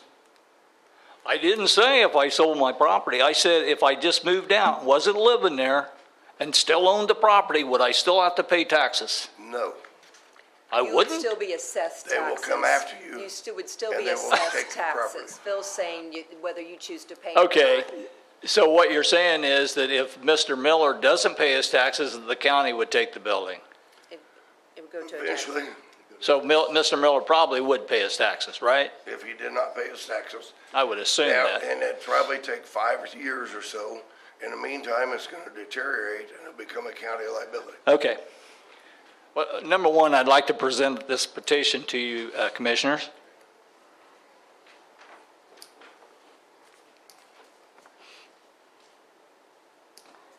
It says 52 out of 56. No, there's a few more on there. That isn't all of them, because some of them were on vacation, some of them were working. I hit almost all the houses twice. I missed a few of them. But bottom line was, everybody I talked to except one person, he had an alternative motive why he wouldn't sign it. There was only one person in all of Prairie Acres that wouldn't pay it, or wouldn't sign it, I mean. I got a few comments that I'd like to make and a few questions I'd like to say, and feel free to butt in any time if you want to answer this. Why are we not following the 203 plan, the comprehensive planning of Tipton County in 203? Why are we not doing that? Why are we spending $30,000 on tax dollars on a plan and then ignore the people that brought up the plan? Why were we deceived into thinking all these amendments would be presented to the commissioners when in fact only one was included? But Why- You've heard today that that's not true. Yeah, well, I heard what today, that what is not true. I didn't hear they were all thrown out. Now apparently you guys are going to put them back in, but They were never They were thrown out. never Larry. thrown out. The attorney said only commitment number 1 was enforceable. yeah, And that, James? okay. That's That what- is not true, because in John's email to us, it tells right there in the last paragraph that the commissioners can adopt exactly what the plan commission voted on and move forward. That is correct, but the original conclusion of the lawyer was they were all thrown out but one. No, What do you mean it wasn't? It says so right here. that is not the original conclusion of the attorney. Therefore, the only commitment that could be truly made a condition of the rezoning concerning the limiting of the use to the manufacture of electronic, electrical, and magnetic parts. Well, that's an email that you've got just straight from John Brook prior to No. Yes. this one. Yes, this is- this- No, it's in his opinion right here. Then This you is what have, it then you says. have to continue on to page 7. Therefore, the I only mean, if you want to cherry commitment. pick the thing, you can make it say anything you want it to say. I'm just reading what the lawyer wrote. I've got the same email. This is what the lawyer wrote. Well, then go to page 7 and read the last paragraph. Okay, I agree that you guys can approve it, can change it, but the lawyer's opinion was all of them were thrown out but one. That's a lawyer's opinion. You can change it, but the lawyer's opinion was all of them but one But that was thrown out. Well, go. You got It's only wrong if you guys change it. He's It's not basically- wrong unless you change it. You can go all the way to page 7, and he said, here's your different options, and that was one of the options. You adopt it as is. He's basically saying from a legal standpoint, there's only one that'll stick, and that has to run with the lay of the land. No, He says, he's saying that the others, I had a conversation with John this morning, that the other conditions, as long as they're recorded, they have to be abided by. Okay. Well- And the two of them were redundant because they're already in Indiana code or the county ordinances. And I asked John, I said, okay, is there a problem with restating those or being redundant? And he said, absolutely not. So Okay. originally he's saying, those don't need to be in there because they're already covered in other areas. But if we want them in, you commissioners will put them in? Well, that is his last suggestion, that is one of the options. You can just leave everything in. I'm asking you, will you put them in? If we vote positively, yes. I mean, because here, in my opinion, we have a recommendation from the Plan Commission. Let me make a motion. Wait a minute, the Plan Commission is an advisory group to this board. But the planning commission were told by Steve Etson that all these could be put in legally. And now we find out that they don't have to be. And that's exactly what the attorney said, they can be. Okay, they can be. They can be, and the mechanism is you go right over at the recorder's office and all those conditions have to be recorded that that's part of this agreement. When Steve ran that meeting, the vote was that they were going to be put in. You were there, you heard it. The vote was on the fact that these were going to be included. We're arguing about Okay. an issue. but Mr. Blades, let me make one thing clear. Remember, the commitments are that the owner, from the owner, not the county, it's the owner. The owner cannot guarantee this Prairie Acres thing. The owner has no control of that. So that Okay, is a I commitment understand that. cannot be put in Okay. to the owner. And you wanted to talk about the comprehensive plan? So Yes, I do, but I've got a couple more things, a couple more statements I'd like to make. Basically, I want to know why the roads in 2009 weren't fit for semis, and now they are in 2012, which we've discussed that to the nth degree. Planning commissioners were told that the roads weren't okay in 2009. Now they're okay. This is flip-flopping in anybody's book. That's flip-flopping. But let's get to the planning. Let's get to the master comprehensive plan. My understanding is we spent about the taxpayer spent $30,000 for this study to give the guidelines to the commissioners on exactly what they expected out of the planning I commissioners. think it's 26,000, but you're close. Okay, I apologize, 26,000. Taxpayer dollars, is that correct? Of course. Okay. There's a couple things on here that I'd like to know. All development should be encouraged to locate where they can be serviced by municipal utilities. You surely don't consider that little septic system out there that we have for Prairie Acres a municipal utility, do you? Yeah, I do. Steve? You do? Well, municipal means city-owned, and no, it is not. It is not government-owned. Municipality is a government. So is it government-owned? No, it is not. Oh. Steve, can you address that? Yeah, I can. That's, municipal utilities is really a general description of not a private, individual, single lot system. It's a commonly accepted term. This is a centrally located facility, not an on-site system. So in my view, and I think many people would hold the same opinion, that does actually fit the requirement and the suggestion of the comprehensive plan. Okay, you can answer that if you want, in your opinion. That's not necessarily mine. But number 5, there is little support for industrial development in rural areas. What is the answer to that? There is little support for industrial development in rural areas. Well, you have an existing, to me, you have an existing building Business. there. An existing business, that's right. Right. That will no longer be a retail business. Okay. So, I mean, we have kind of a unique situation here. You know, another thing, and I think I talked to you on the phone yesterday about this, was the fact that, when Prairie Acres was developed, you had a business zone along 31. Yes. And then, so it was a mixed Okay. to begin with. But it was supposed to mixed zoning to and it was begin supposed to be screened, is that correct? No, I'm talking about if you go back further. Okay, When the Red Carpet Motel was there. Right. You had mixed use, okay. side by side, originally. So you're stuck, you're stuck with what was already there, and then we had Dirt and Turf come in later, and then Miller's and so Yeah. forth. So. And then number 6, it states, the new industrial development should be encouraged to locate industrial parks in an industrial park. Did anybody talk to him about going to an industrial park? Was he encouraged to go somewhere else, or was he just encouraged to take over Miller Furniture? I don't know that he was encouraged to do anything. I think he is shopping for whatever's an opportunity for his company. So in other words, we didn't follow the plan and try to encourage him to go to industrial park, is that correct? Mr. Rittman? I've been looking at areas of Tipton County for quite a few years. So I've been expecting the expansion of my company has been ongoing for quite a while. I did look at the property. It was north of the Gatrop. North of where?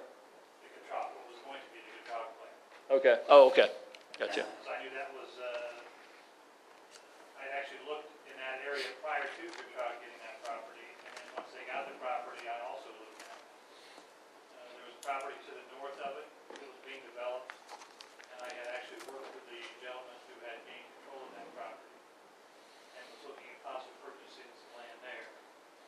I made a decision based upon a number of reasons, but I made a decision not to relocate there.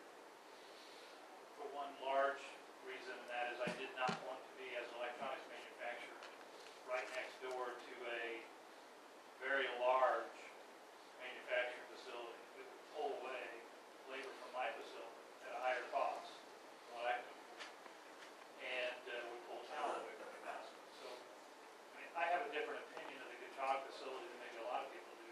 As a manufacturer, I see it as a black hole to other manufacturers. Just sitting there empty, which is not good, but if it was full, it would not be good for me as a smaller manufacturer to be anywhere near it. I looked at a number of places. Even when I'm looking at the Miller building, when I'm talking to the people associated with going through this process, they had asked me about 2 different locations. And I told them the story. You got the location when you first come into Tipton from the west, where you got Marble Uniques and that kind of area, which is, I think, zone development. And then you also had that whole section that was built up for the Gatrop plant. And I did look at those, and I did analyze them. They don't work for me. I mean, I'm in Rushville right now. I live in the south side of Kokomo. The Miller building I knew was coming up about 3 years ago, and I've been trying to get a hold of that for 3 years. And my entire facility would have been moved over there. We could have gone through this process about 2 years ago, a year and a half ago. With the delays of NDOT and settling with Mr. Miller here, I had to make a decision to go ahead and expand for the very last time my facility in Rushville. So I put a bunch of money into that, and I figured that hold me for 2 more years until I came up with something else.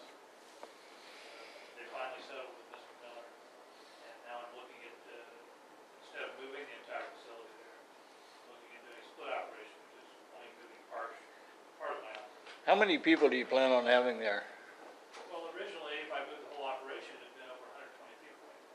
Now that you're talking about splitting it, how many? Initially, there'll probably be between 8 and 20 people initially, and if we continue to grow at a 15 to 20% rate, you can do the math, but, there could be 30, 40 people there. Okay. But nobody in the county actually encouraged you to go to an industrial park, is that correct? Well, no, they asked me if I was aware of the other industrial parks they had here and the other areas that they had here, would I be interested in those, and I said, yes, I had already looked at them, I worked with the people who were involved with them, and I had made the decision that those were not the areas that I wanted. Who's that recommended those? Well, I don't know, it's been a number of years ago, I don't know if anybody on the commission here was involved in it, but I know that some of the people in the planning commission, I actually had a meeting here in town with one of the gentlemen also works at a bank. Prior to that, I had phone conversations and other meetings with people. I had meetings with the guy who got control of the property in North Utah. Right. And he showed me what his development plans were, which didn't really match what I wanted to do. So I've had ongoing conversations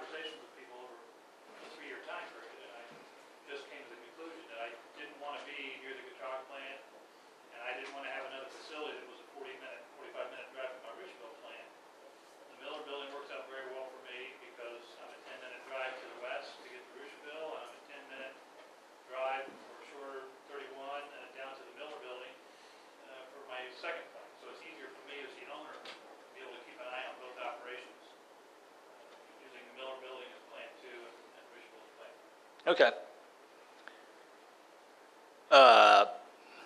Another statement I'd like to read out of this is, as a minimum, they require that municipal infrastructure be provided to all industrial development and that industrial development be required to provide substantial buffers, impact mitigation as part of the development standards for the county.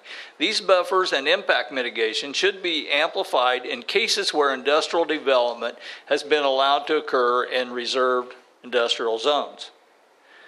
But the main question, the main statement that I want to make here is, however, every property owner has the right to expect their property to be reasonably protected from the impacts of adjacent development. We were there first. We have a right to be protected on our value of our property. Is there a single person here that doesn't think that putting a factory in there is going to destroy the value of our property? Now, Mr. Herron, you made a statement that you thought it was okay, but then you also made a statement that you wouldn't want to live here. Why wouldn't you want to live there? Because you know that the value is going to go down. You did make that statement. Don't even deny it. I live across the road for many years where they put a hog market in. You think I don't know what it's like? You live in the country? If you live in the country, you can expect hogs. I live in the country. But Okay. they put a hog market right across the road from me. You think I don't know what kind of impact somebody moving in? I would a lot rather live next to Mr. Ritten's buildings because it is well maintained than I would by a hog market putting across my road. Yes, I have experienced that. I was not lying. I would not mind living next to Mr. Ritten's. You're telling me that you bought a farm in Tipton County. No, I bought a house. You bought a house in Tipton County. Was that hog operation there when you bought it? It came while I was living there. Okay. Did you not expect possibility of a hog operation in Tipton County? Oh, anytime you live in Tipton County, there used to have livestock every farm. That's right. But now we have businesses. But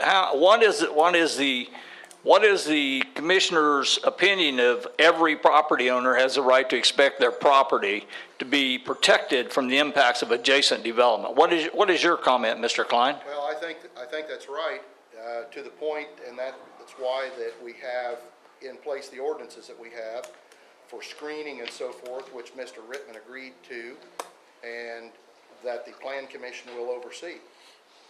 Okay, listen. Because you have an existing building there now, and so. Yes, and I have an existing house. What year did you build your house? 2000, I think. Mr. Miller was already in when I bought. I'm not denying that. You chose the property with the building already there. Yes, I did. A retail building, not an industry. A retail building that have retail customers coming off 600 and going in and buying furniture and going out. I mean, it's not like a strip club or a gun thing. It was a retail furniture, a respectable retail business, not a problem. Mr. Ritten is a respectable manufacturing company. Not saying he isn't. Does Mr. Miller have 120 employees or 8 or 10 or 15 growing at 15% a year? I have no idea. He just got through saying he's expecting to grow 15% a year. You said Mr. Miller. I mean, Mr. That's a different person. Functional Devices. The owner of Functional Devices just said he expects to grow 15 to 20% a year. Now, you can put 20 in there today, and 10 years from now, at 15%, we're not talking about just a few people. That does impact the value of my property, and according to the master plan, the citizens of Tipton spoke. He spent $26,000. You spent $26,000 to find out what they want, and you're throwing it in the trash can, and you're telling me that you talked to several of the citizens and you thought it was a good deal. Yes. Mr. Blades. Could you give me the names of those citizens? I'd like to talk to them for a few minutes. Mr. Blades, these 50-some names do matter to me, and I do think that the impact that the effect of this business moving in, the impact that has on your life should be mitigated. And, there's different ways to skin a cat here. And, maybe we can come to something, some sort of a compromise that would be beneficial for all. But at the minimum, I'm not going to leave here without some sort of commitments. But I do want to say, as far as what Mr. Owsley said, that, all these names, and then Mr. Herron said other people want it. Well, they're not right there. You guys are the ones that have all the effects. That's correct. It doesn't affect me. It affects you. And as your representative, I need to do what I can to make whatever that happens here more palatable or acceptable, if we can. I agree that that it's a good thing to fill that building. I think everybody would think that the building, it would be great for it to be filled. Now, when the commissioners rezoned that property to business back in whenever, I think it was around 2000, they did it for a reason. I really would like to know if there were commitments made. I think that asking us to make a decision void of knowing what happened then is irresponsible, because we don't know what those commitments were. And it's not that hard to go look them up in the recorder's office. But the commissioners did that for a reason. They zoned it business. They could have zoned it industrial. And Mr. Miller's business could have located there, because business can locate in industry. Industry just can't locate in business. Okay. So they did that for a reason, which I don't know what the reason was, but I'd like to know what it was. Now, I would have preferred, because I'm against spot zoning, so I would have preferred that this go through the conditional use permit with the BZA, because then it's only for that use, and then if he wants to sell it or if he moves, then it truly does revert back. And then, somebody else has to come in and redo it.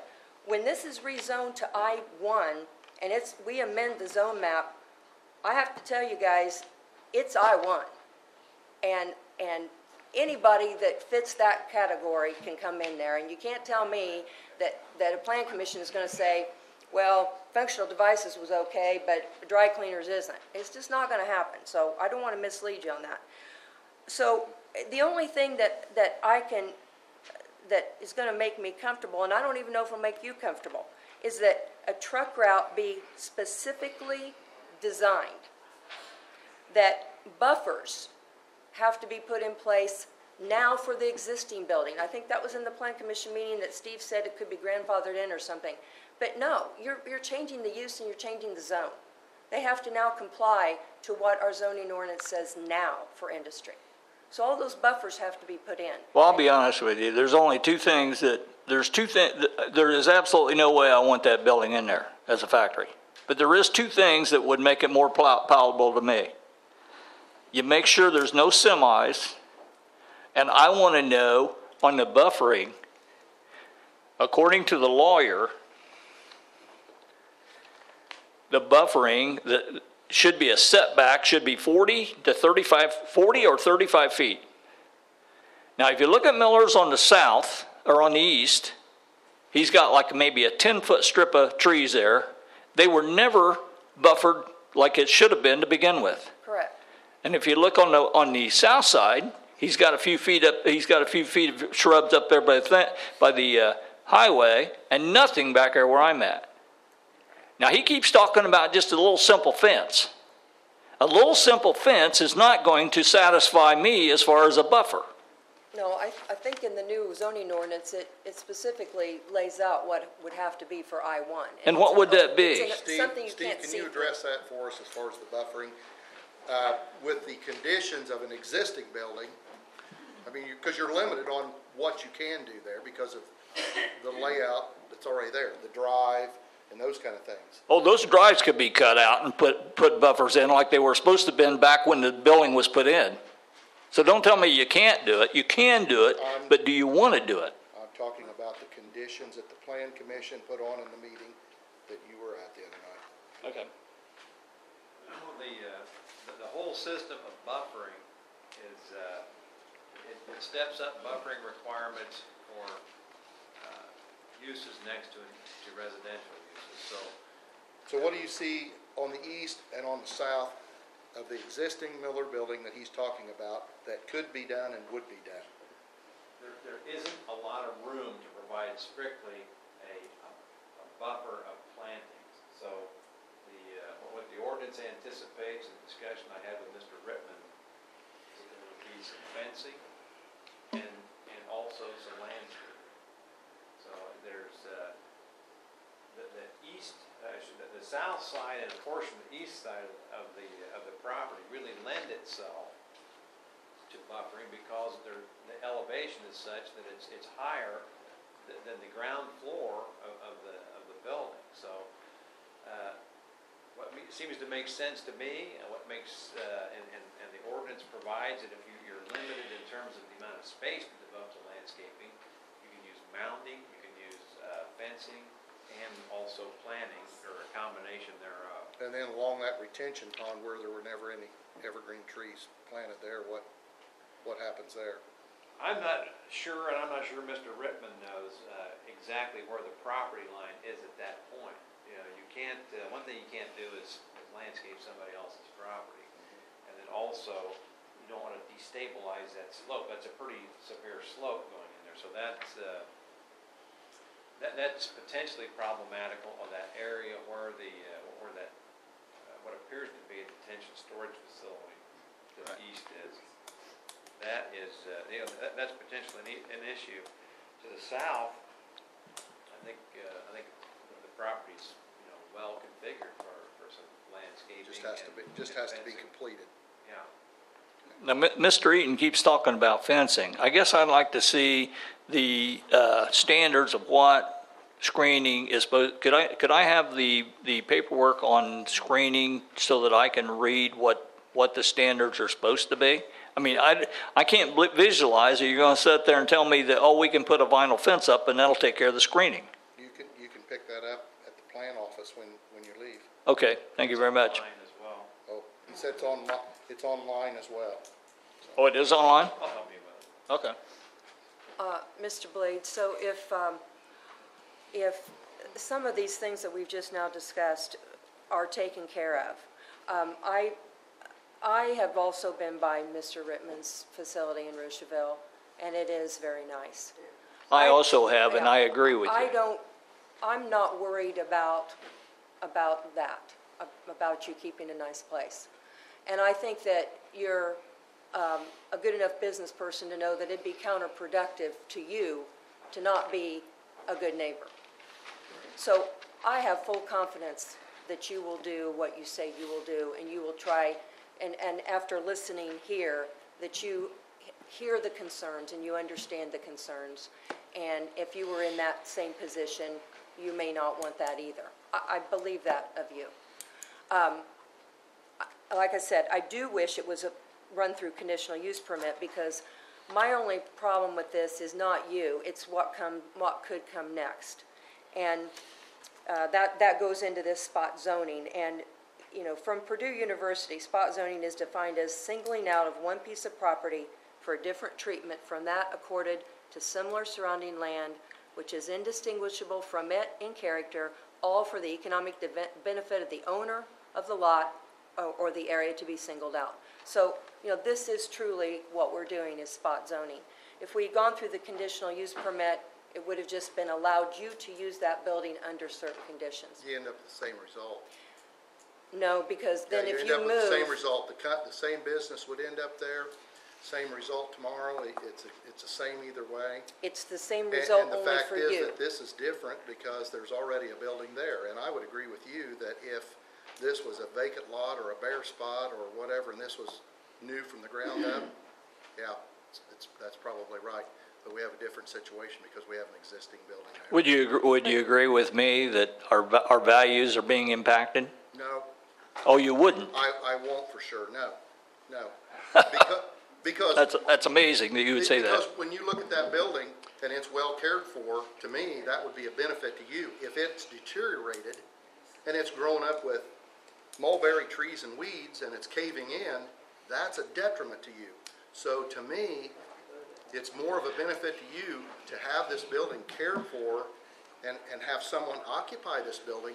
And as far as having people there doing light manufacturing, I'm not sure that makes a whole lot of difference, whether it's that or somebody hoisting an armchair or a lazy boy out the back door into a pickup. I don't know that there's a whole lot of difference You know, how that impacts your home. So if it was growing up in mulberry trees and it was screened like it was supposed to have been when Miller put his furniture store in, it still wouldn't impact my value. But you didn't screen it to begin with, and now all we're talking about is just a little simple vinyl fence.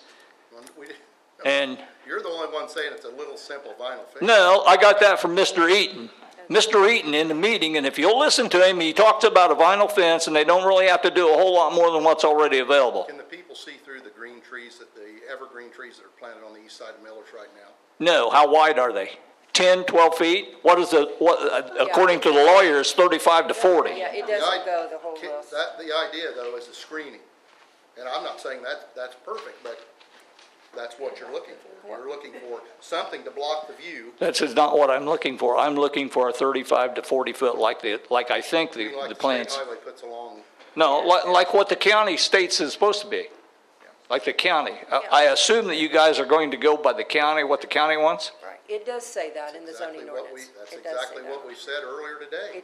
Okay. It will have to abide by what's in the zoning ordinance. But this conditional use permit, though, would only apply to Mr. Rittman. The I-1 applies forever. So there is a difference. So I am very disappointed that this is spot zoning, and I do wish it would have gone to conditional use, because once the map is changed, you guys have no protection for what comes after that. My biggest concern is that he buys the 2 vacant lots in front of me and puts a parking lot in there in about 10 years if he's increasing it 15% per year. I walk out my front door, I have a parking lot in my front yard. That's my biggest concern. Thank you for your time. I did hear many of the residents say that they were okay with Mr. Rittman, but they did want some conditions, and that's why all these were on. Now, if we're able to, obviously the owner cannot do anything about number 5, the truck traffic, but we can. Mr. Rittman, the venting, that's not an issue. Fencing? The venting. Oh, the venting, yeah, should not be. All of the conditions, since you weren't there, I'll just tell you, and you've already listened to tape, but all of the conditions that were in the motion by the Plan Commission, Mr. Rittman said that he was agreeable to or could live with. Yeah. Is that right? Yeah, except you can't enforce the number 5, the Prairie Acres traffic.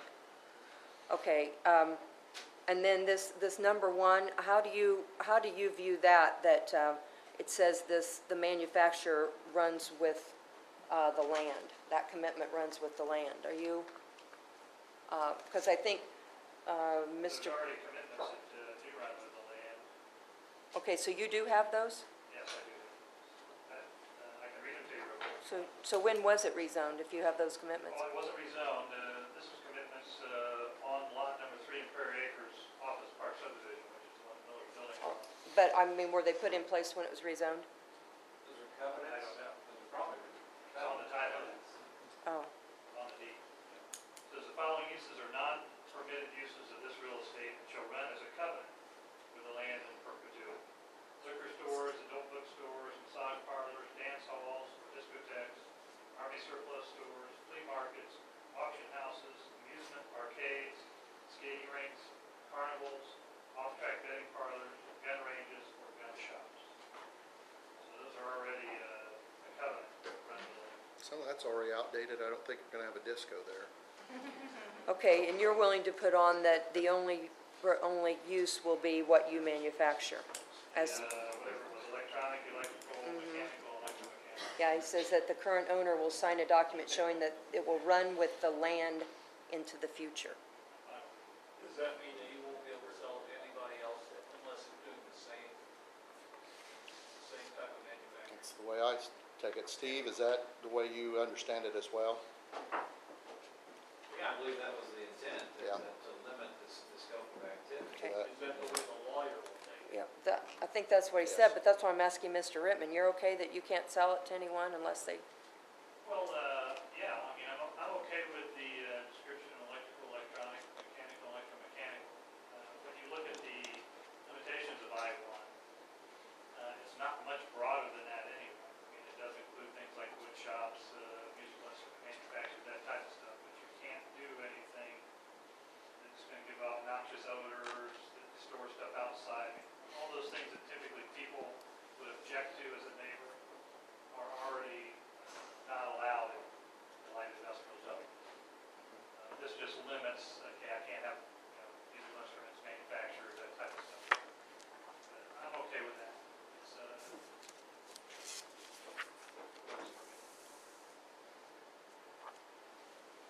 It's, Mr. Rittman, were you going to ask for a personal property tax abatement? Not real property, but personal property? no. I was going to invest a substantial amount of money in equipment and everything. I had asked for those in Rushville when I built the buildings out there, but I never filed. You what? You never filed for them.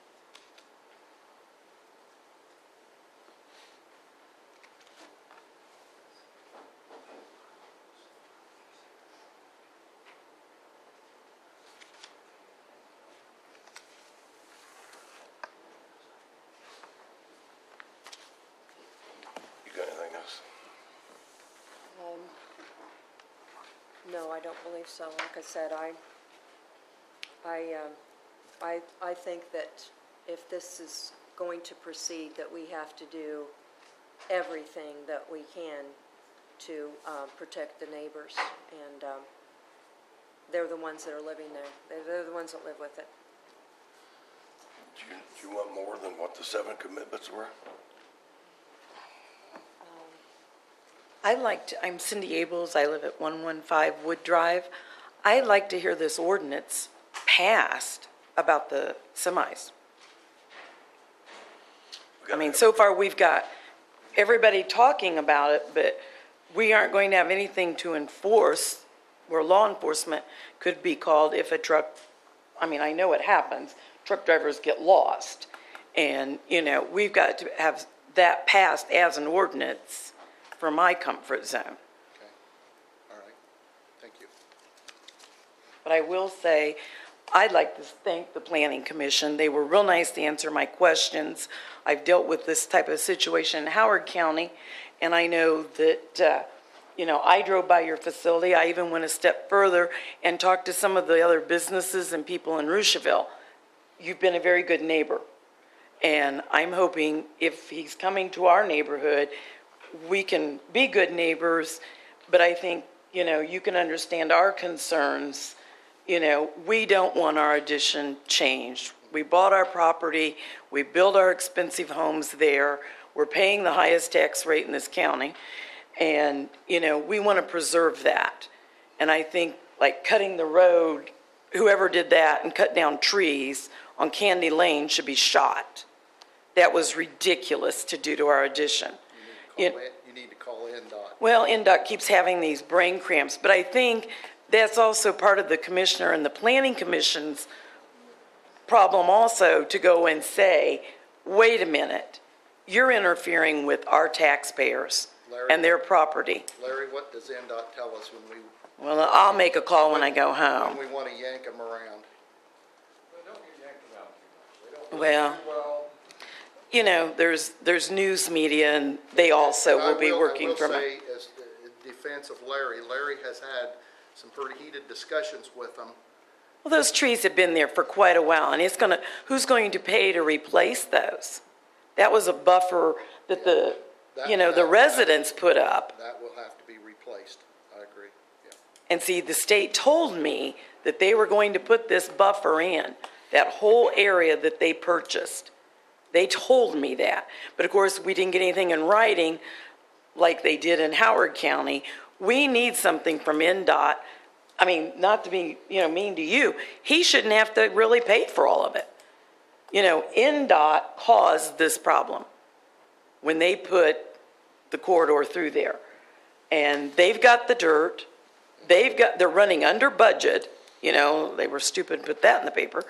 But, so they've got the funding to bring in some good-sized trees and really do some decent landscaping. And they're capable of it because they're doing it in Hamilton County. So I'm hoping that, the other question or statement I'd like to make, do we have a chance to view what this buffer will look like? And then who's going to maintain it's my other issue. Because I know vinyl fencing, there along Dixon, every time the wind blows coming out of the west, the vinyl fencing's on the ground. The owner would be responsible of the property to maintain it. Steve Edson would be responsible to view it and to approve the plans. Is there any way we could schedule a meeting with some kind of a drawing or something to satisfy the neighbors of Prairie Acres of what I mean, they did it for us, you know, for the highway. Can we get something simpler so we can see what this? In the last rezoning that we had, which was in late May, we actually did have that. Eon Climate Renewables gave us a conceptual drawing of what the property would look like, including all those things, and it was extremely helpful. Okay, my other, that would be great. I don't know if Mr. Rittman has those capabilities to provide a conceptual drawing, but that's what Eon did for us when we rezoned from an ag to an agribusiness. I mean, that would be real nice. I would be glad to work with the neighborhood in the design of it. And, you know, there are issues there now, I agree that there's no buffering. And working in conjunction with what exists right now versus what I would be required to put up versus what would look best. And then also the maintenance aspect of that, how it gets maintained. In my opinion, vegetation is always a better looking buffer, but it's much more difficult to maintain.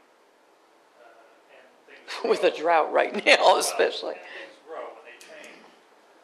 My opinion was it was probably going to end up, because of the limitation of space between the road, you know, the east side of the area where the trucks and everything go and what property exists, that probably that have to be a fence or a combination of fence and arborvitaes that are similar to what's out there.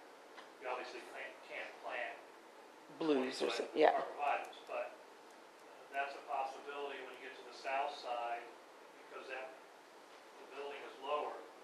It goes up about another 4 or 5 feet at the very top of that, lends itself to doing something from a fence standpoint where you get more bang for your buck as far as putting something up. And you plant bushes and stuff around there to break up the whole vinyl portion of that. And I already have somebody out to give me a quote on the fence, and I mentioned that thing about the fence on Dixon Road, which I drive by every day. Yeah, it does. It just falls over every windstorm. His comment was that it was made from, it was the type of stuff that you buy at Lowe's or Home Depot, and didn't have the same type of frame structure. My original thought was, well, if you want privacy, then you gotta do a privacy measurement, because you can't see through it. My concern was the air pressure and blowing it off like happens on Dixon Road. He says, well, no, you won't have that issue with this type of fence. Okay. You know, whether that's true or not, I don't know. The other option of not ever having to worry about that is to get it with the slat fences, which are actually on site right now that are blocking part of the truck dock. Right. And that's a possibility. And we were spoiled. I mean, you know, Dirt and Turf and Millers have been excellent neighbors. And I think, you know, they helped plow our roads, and Millers, you know, they've never run trucks through our neighborhood unless there was a delivery. And, you know, they've been excellent neighbors. And, you know, anytime there's change, there's fear. But like I said, the people in Rusheville consider them good neighbors. You know, so I think that's good.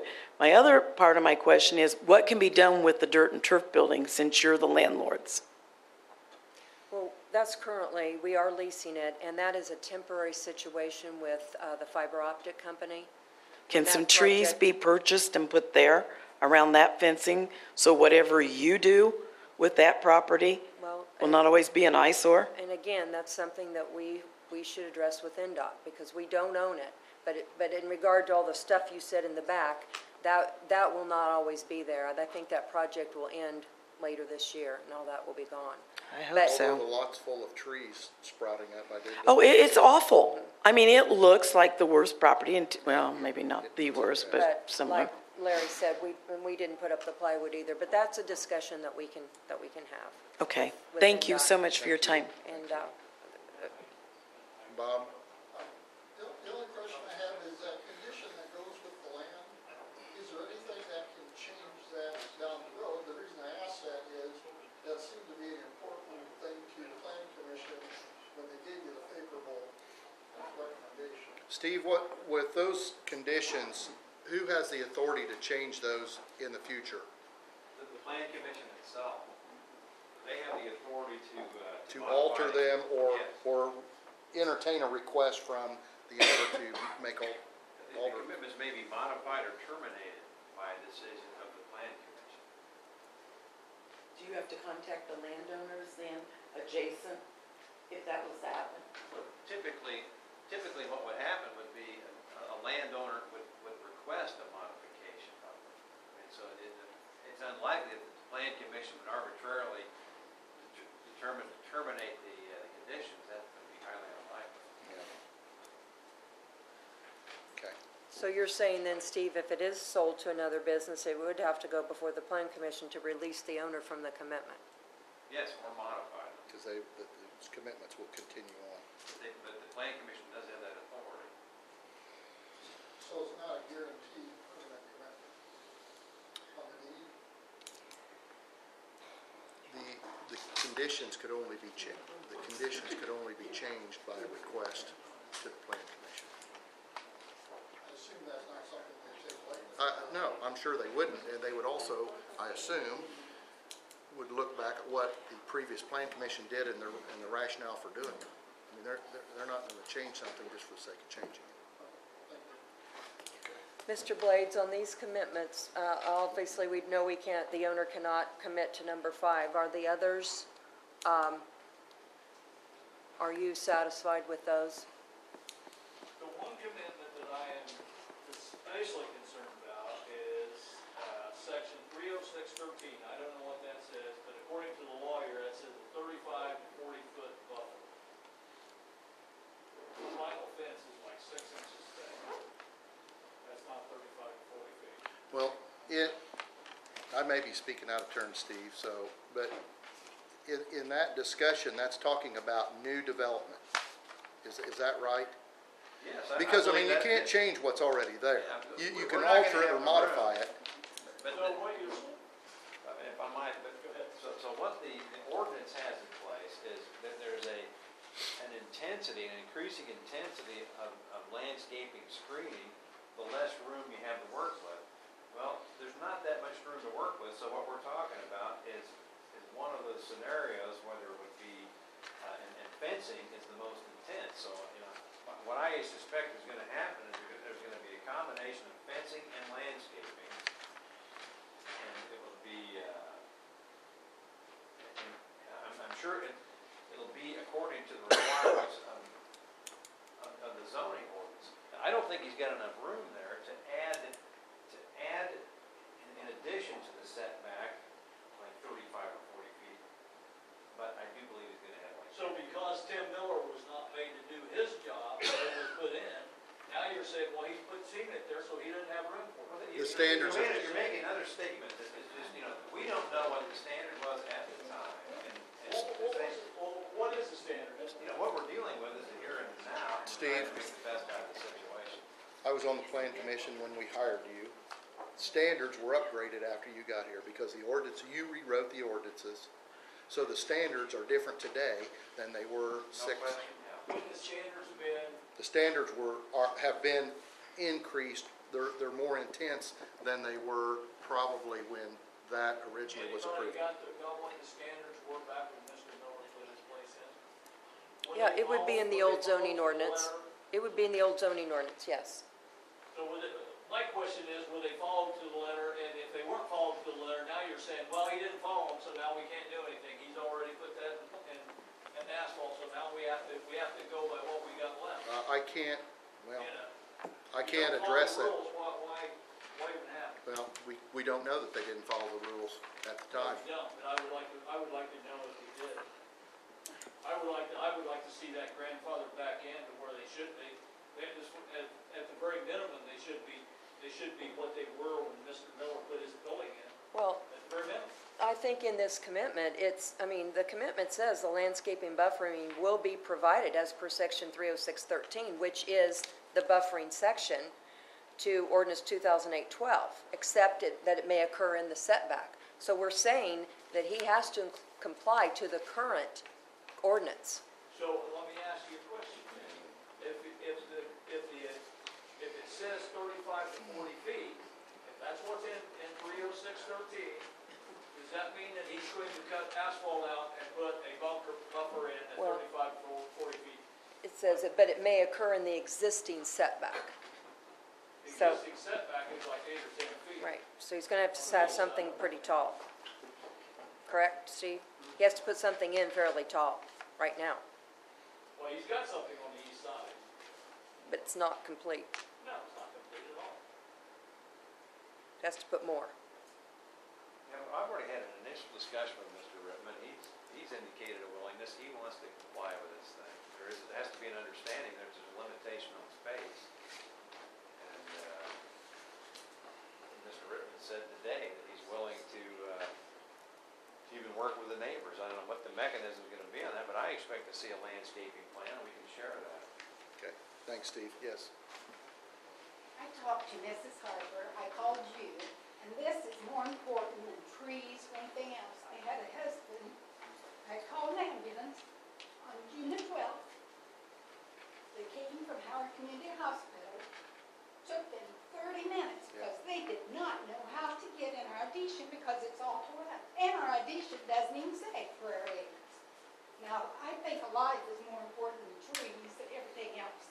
So if the rest of your loved ones get sick, your house catches on fire, how are they going to know to get in there? Yeah. I thought I had a legitimate question. If I'm out of line, I will come back for a different meeting. No. Because you didn't think I could bring this up, Mr. Klein, when I talked to you. Well, no, what I told you was, when I talked to you on the phone, was the fact that the changes on the roads and so forth have been controlled by NDOT, and so we haven't, the county has no control over NDOT of what roads they shut off and so forth.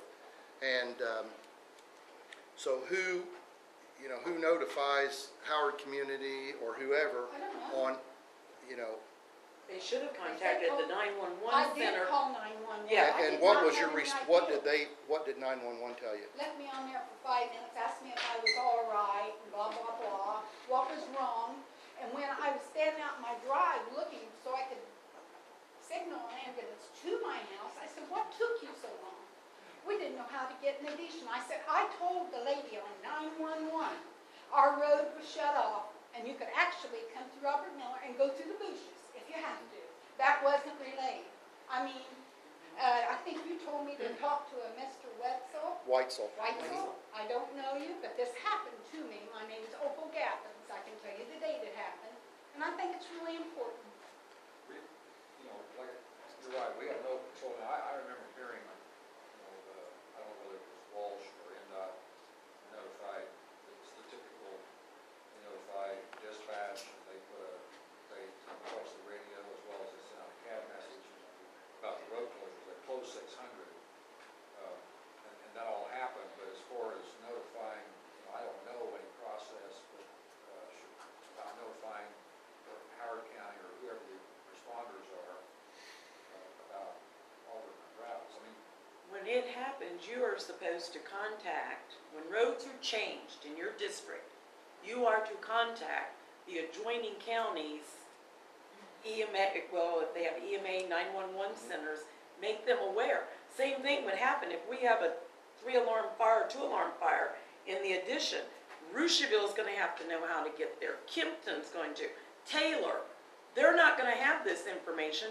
Just like I said, if these road changes, these little cut-throughs are made, and they're not notified of it, we're sitting ducks. If we could get a meeting between you and our EMA director, who was just here, Chuck Bell, earlier in our meeting, would you relay that information to him? I will, because my problem's not over yet. Well, My problem's serious. And he's the one who's in charge of emergency management, so it would be his responsibility.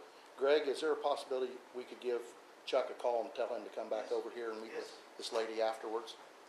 Okay, thank you. Thank you. we'll take care of it. Okay. Any more? What do you think we have with the 7 commitments? Well, The one on an ordinance against truck traffic, We'll have to get John to draw it up. that's right. We could approve this, yeah, we'll do whatever we decide, but that needs to be separated out. Yes. That's something that's our We have to do. responsibility, not anyone else, Yes. which, is not something that's hard to do. We should be able to do that. And I will call John as soon as I can talk tomorrow. Anything else, Jane? no, my questions really were that this is the only thing that can happen in the building, and I am disappointed that we don't have a conformity as far as truck traffic in the county, because it does seem to be that we're allowing it on certain conditions and not on others, and I'm disappointed in that. I also think that. What do you mean by that? That some, like for AmeriGas, it was denied. For, Robert Miller, we had a truck route and it wasn't sufficient. For AmeriGas, so everybody said it could have happened except the 2 guys on the BCA. Right. Well, I mean, it was denied by a group. So I also think that maybe it can't be the owner's commitment.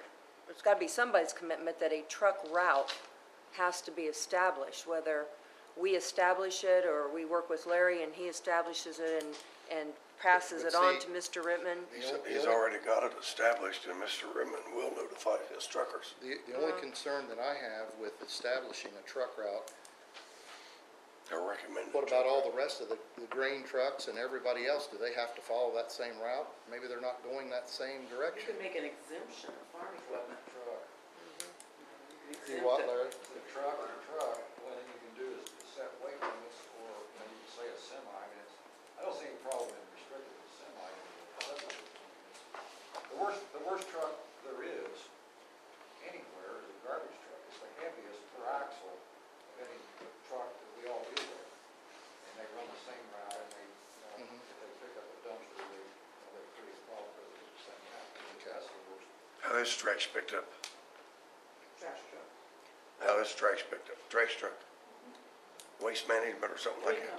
3 different companies. Larry, how did we then make this truck route for Robert Miller with NDOT to 550, 500, and 600?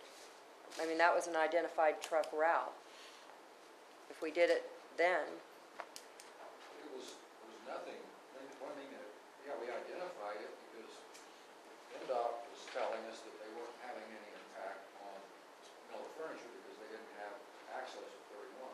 Right. And I said, look at your picture right there, and there's a semi-trailer backed up at the loading dock in that picture.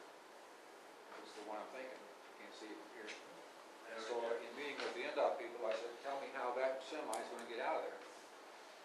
Well, they're gonna go out, turn the next road. No, they can't, because they can't make a turn.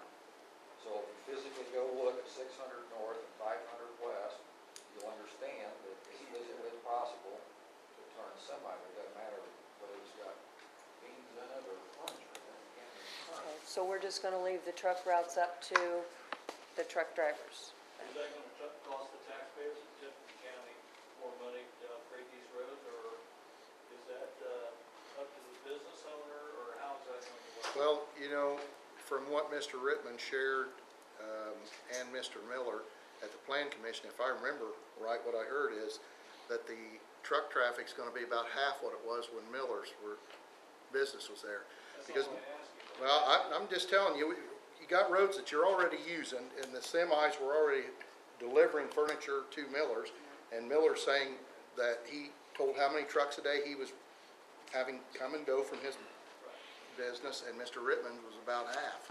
But those trucks were only going on 600 to 31. This is different because they can't go on 31 now. There's no access to 31. So, Mr. Miller, your semis we're not going the same way Mr. Rittman's semis are going to have to go. Is it going to cost us taxpayers more money? I would say not.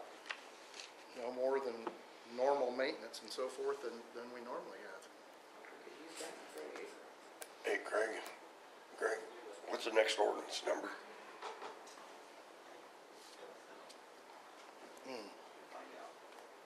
Did we get Chuck? Yes, he's on his way. Thank you. That's good. It is, it's real good. Jane? I'm gonna make a motion with, make sure we have the 7 commitments recorded. Do anything else added in it? Well, the owner has to sign them, so. Yeah. And if he doesn't sign them and/or in that, the motion, ma'am, if you don't mind, this is Chuck Bell. Chuck, she has a concern and an incident that happened that you need to be aware of, so. I won't hold your meeting up, just so I can talk to you. Yeah, if you go on it, that'd be great, just go on it, thank you.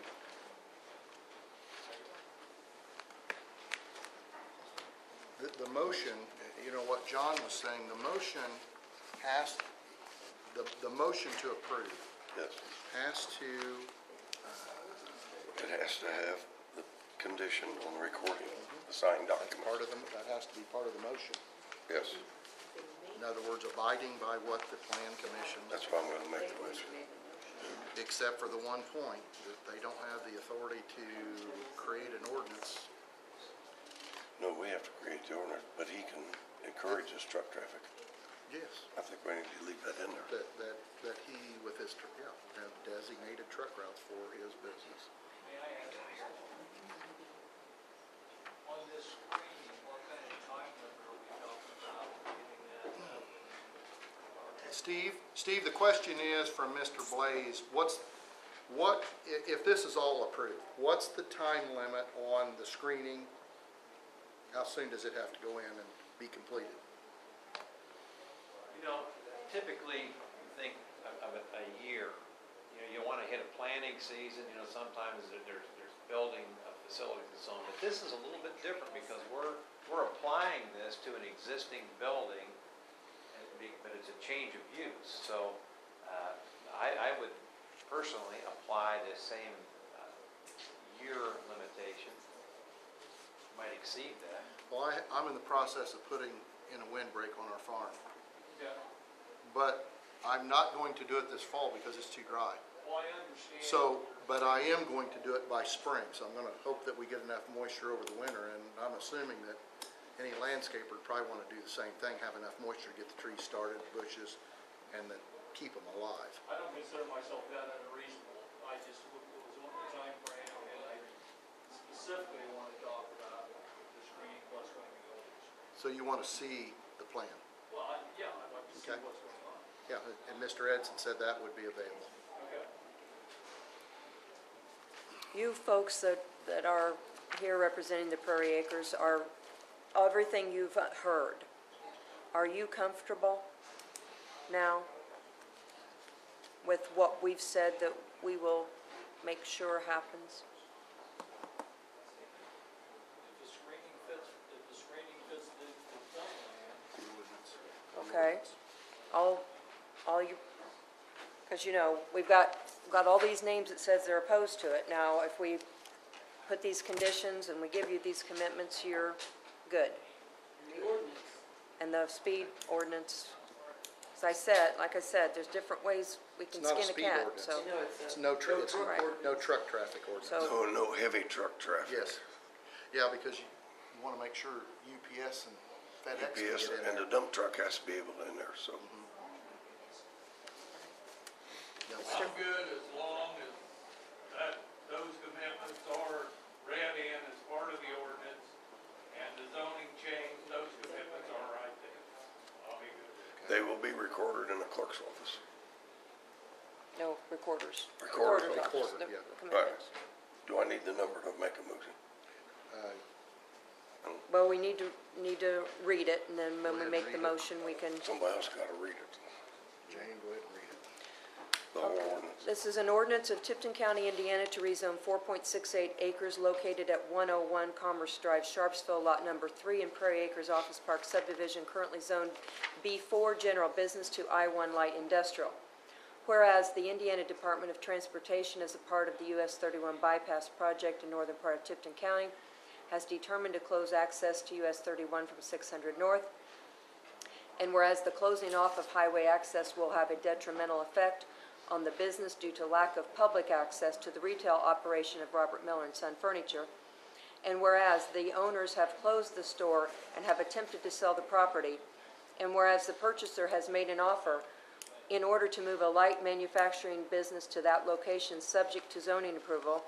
And whereas an application was received from the owner to rezone that property to I-1 Light Industrial docketed case number COZ0212. And whereas the Tipton County Plan Commission has held a public hearing to consider the rezone of the subject real estate described as an attached legal description marked Exhibit A. And whereas the Plan Commission at said public hearing July 19, 2012, voted to send a favorable recommendation to the Tipton County Board of Commissioners.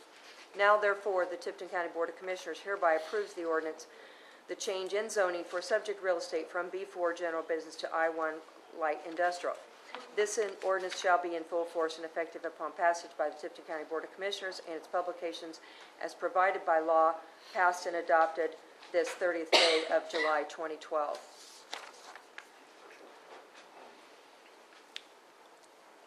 Then I will make a motion, we adopt this ordinance. He's probably got the number now. I think it's 07, but he's probably got the number. Do you have the number? 05? 05. No, 04 was the ATV. no, and then we had. We had 06 one time. Yeah, Yeah, we 06 had, last we had, I know, I remember 06. we had something after that. Well, probably the burn ban. Burn ban is a numbered ordinance. That's a resolution. No.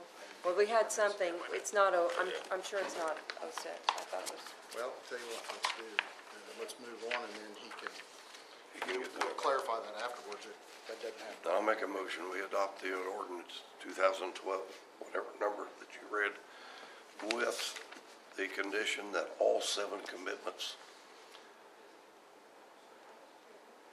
shall be, let's see, that approval shall be conditioned upon the recording of a signed document by the current owner showing the commitments that will run with the land in the future. Can be recorded in the recorder's office. Yes. And then also in the motion,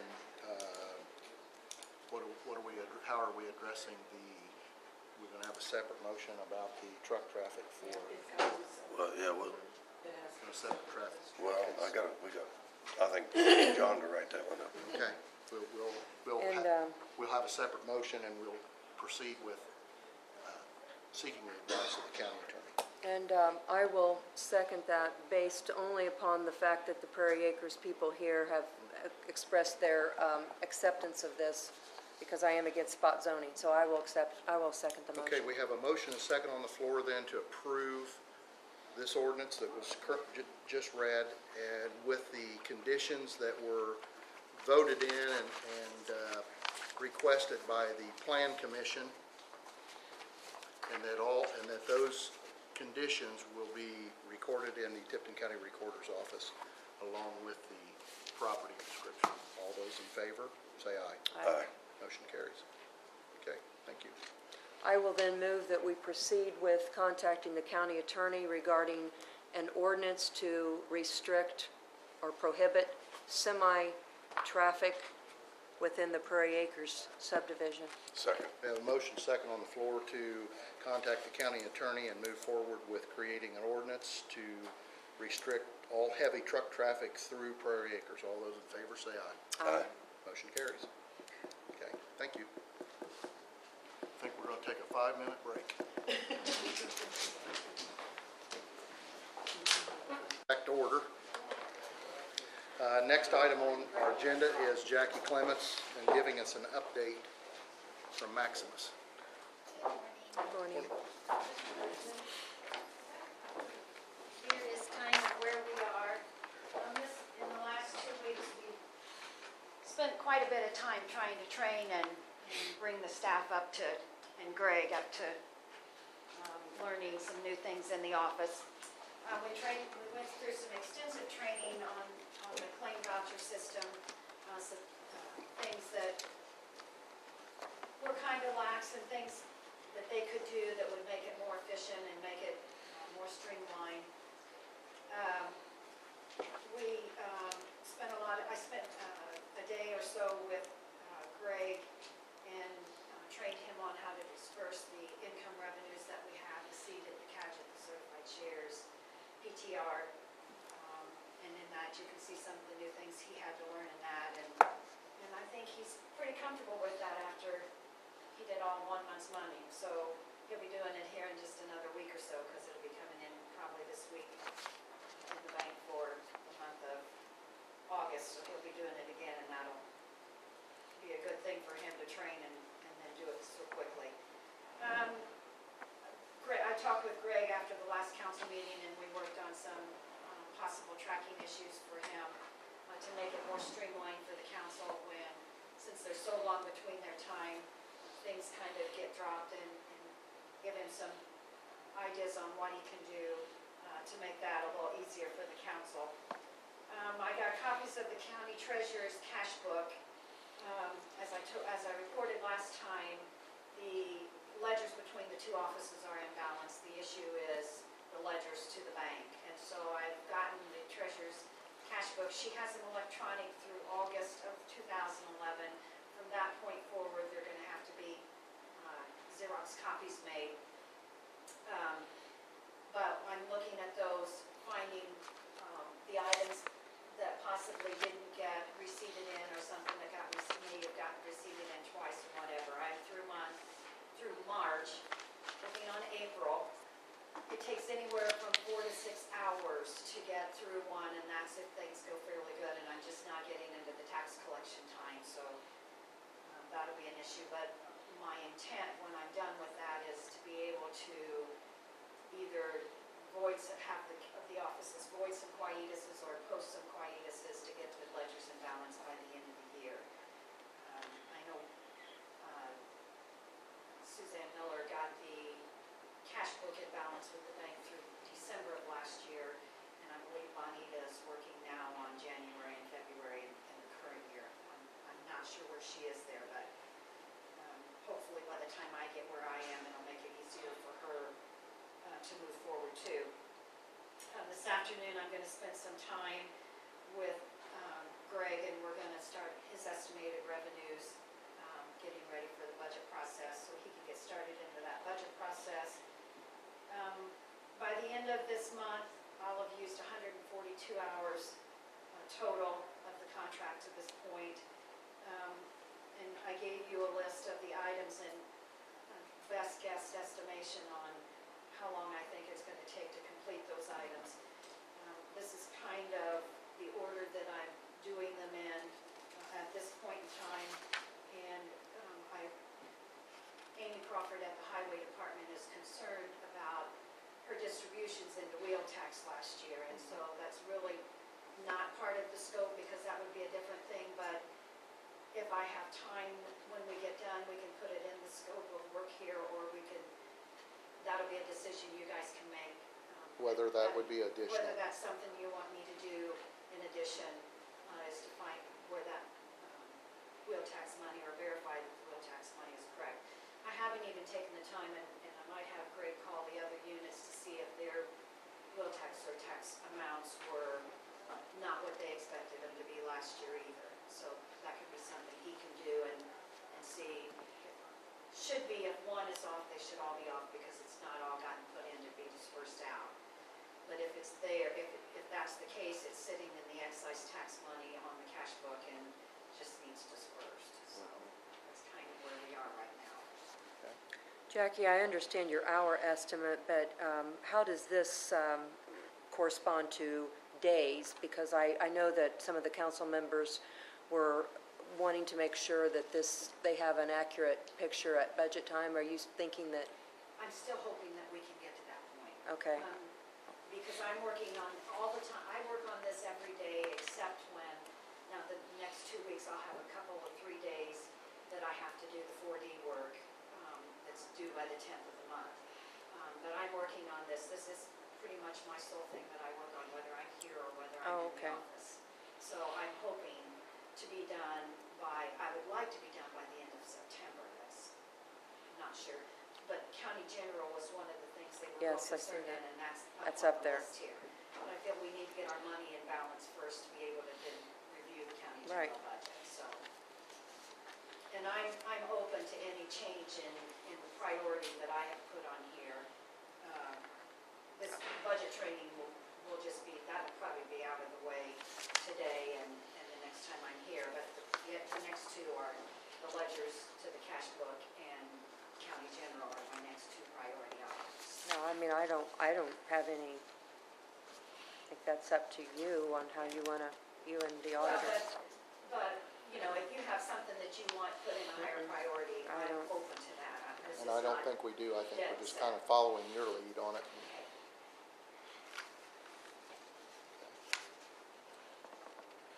Anything, Phil? Are you optimistic? I am optimistic. I mean, I think some of the discussions that we've had and the training that we've had in the auditor's office has made it easier for both that office and the treasurer's office. And I've spoken with Bonita and explained to her too what, I'm keeping her up with what we're doing over there, so she's well aware. And I think she's optimistic too. I mean, it's there, the staff is capable, I think it's just getting it straightened out for them, and I think they'll be able to move forward. Okay.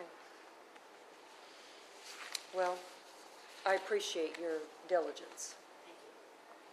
and hard work. I will tell you that the staff at the courthouse, both in the auditor's office and the health department, were extremely helpful. 2 weeks ago when I was in here and sick, they were very gracious. The health department was very gracious downstairs. I don't know Good. what happened, but Good. it's nice that they were here. So it's nice Good. they're in the courthouse. Okay, well, thanks, Jackie. Thank you. Thank you.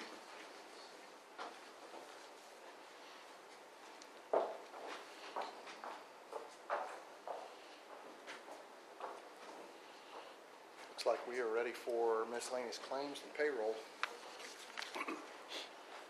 We want to talk about this, are we? The ATV ordinance was 6, Oh, yeah. Yeah. so that makes That'd make this 7 then. that makes That's that what one I 7. thought. That's what I said, 07.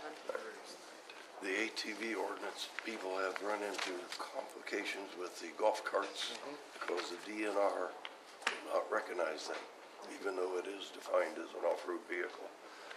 So I told, Did we get any information back from John on whether we can recover some of this money? John has a copy, and his thoughts are no. No concerning Maximus. Just, But it could be covered yet?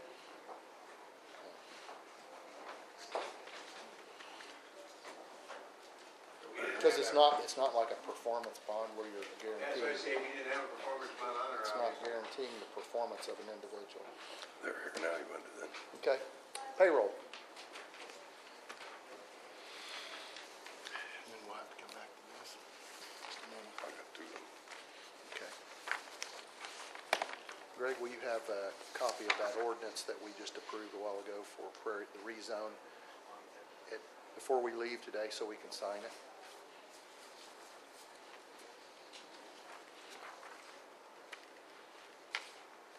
And it should be 07.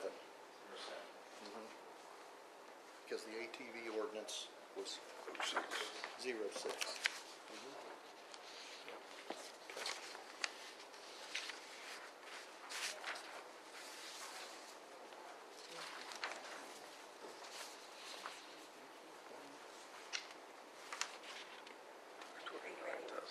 Yeah, go ahead. Okay, the total payroll for August 3rd, 2012 is $129,710.39.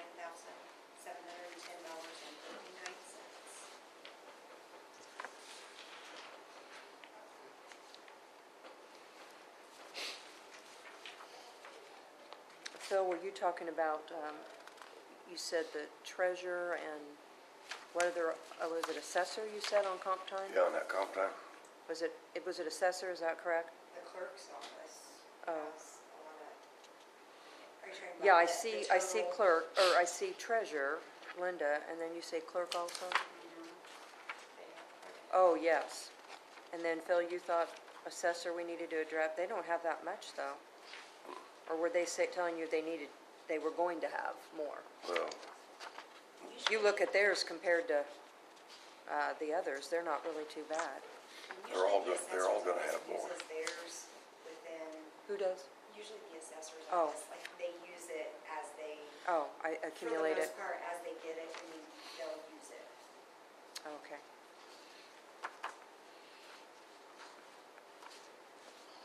Well, then you got a highway guy that's got a lot too. That's a lot.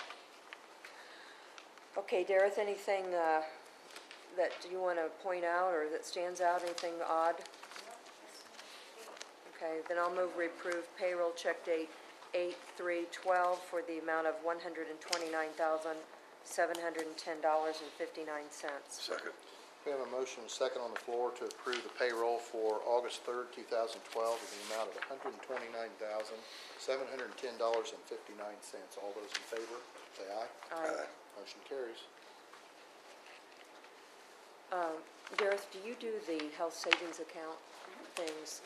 Okay, I had a question about Beth Mitchell's, was 650. Yeah, well, remember me calling out, asking you, and they thought it was gonna be prorated, but we actually took more out there. Well, the agent said that the practice was The practice was, the larger amount. yeah. With the full amount? And Okay. so we prorated it at first, and then she got the rest of her money. Oh, so she does have 1,300 now? She should. Okay, I looked on the last Greg ledger and it wasn't on there. Yeah, Greg said he was gonna, Oh, okay, Take okay. more out there. Yeah, because when she She asked should. me, I looked it up, and we had given Tony Garman last October $2,000, and she started in Okay. October, so. yeah, The well, past- she should have had 2,600 though. Wait, was she on single or, well, She was on family. oh, right here, see right here? It's Tony Garman, 2,000. Because we've always, I thought we'd always prorated it. No, when we signed the contract with Anthem, we decided then not to, because it'd be too hard to keep track of, and we don't Right. prorate anything else. Right, We but don't. that's why that was. Then, But you got it corrected, is what you're Yes, telling me? Okay, yes. all right, I'll look for it on the next ledger, that's fine. okay.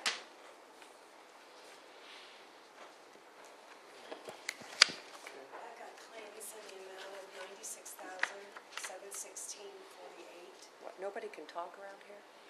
You can't, Bill can't? We weren't together. Okay, and then you said one was taken out from the one you sent us? The one that we sent you, yes, the surveyor's office, the one paid to a gentleman for inspections. What'd they do with it then? They took it out until they decide what account Oh. line is supposed to. There's a little bit of discrepancy on where it actually should come from. Oh, So, and then we added in a veteran one for the sheriff's okay. department. I did wonder what this first one on State Board of Accounts was. That is for,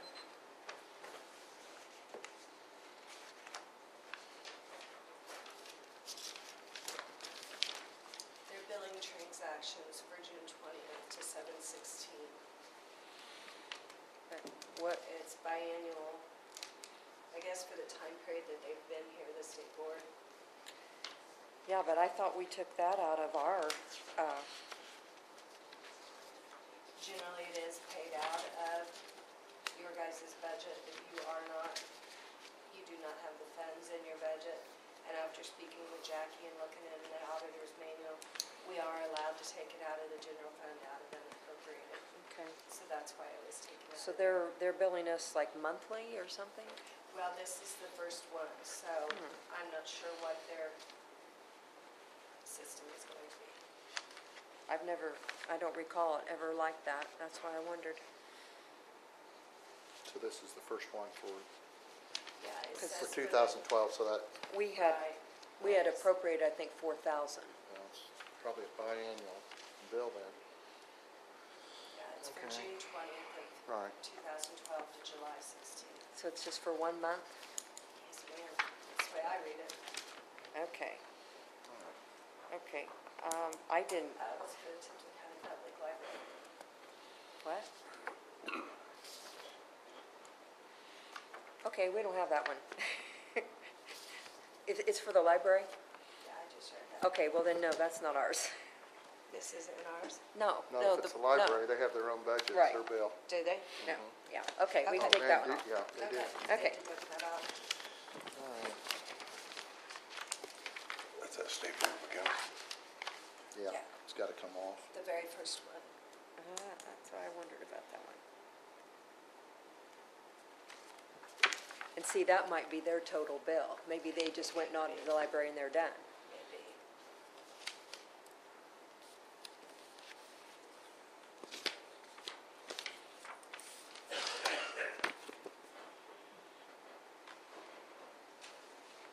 You get 96, 175, 48? No, I got, Well, maybe I miss. I got Oh. 96, 115, 48. Yeah, I see that. 115, yes. Yep, That's what I got. yes. Okay, so we're going to amend this and take the very first one off, and then I will move that we approve claims as amended for 7/30/12 in the amount of $96,115.48. Second. We have a motion second on the floor to accept or to approve the amended claim report by removing $601 paid to the State Board of Accounts, that is the library's bill, and gives us a new total for July 30th, 2012 of $96,115.48. All those in favor say aye. Aye. Motion carries. And then I would definitely send that over to the library. They don't know that they got it. While you're here, Jane, I did notice in the minutes, I believe it said that you were going to check on a swab test. Yes, and I did speak with Tracy Renee, our community corrections, and she said right now there are some questions in that method, and she said she's doing some research on it, and for right now, she said she thought it might be best to go ahead and stay with the urine one that we're doing right now, and when she gets done with her research, she will contact you and let you know, or Okay. if you guys would so inclined, like to talk to her. Well, John Brook, I talked to John about that as well, and he said that there's two concerns about that. One is the health department doing it, you have to, he said, if it becomes a legal problem and you have a person that, You don't have a third party. he It's said in-house. you have to make, you have to make sure that that whoever's doing it can verify what they're doing. Instead of in-house. And then the second thing is, he said NDOT or DOT, he thinks for like the drivers and so forth, for the highway department require a urine test, they're not allowed to use a swab test. So, he said those are things to look, but he did say that if we're not happy with our provider, he said it's so competitive, we probably could shop around, we might save some money, and we could talk to our provider about the swab test too, where they could use it. So, Okay, well, I can talk to Tracy too and see if she knows of any others to do the urine and stuff. Or could we, could the hospital still do the swab test and it wouldn't cost us as much as the urine test? I don't know if that's. So we'd available. still I have the can third ask. party involved. Right. I think the swab test, though, doesn't, it only checks for drugs within 28 or 4 to 48 hours, where the urine test is much longer.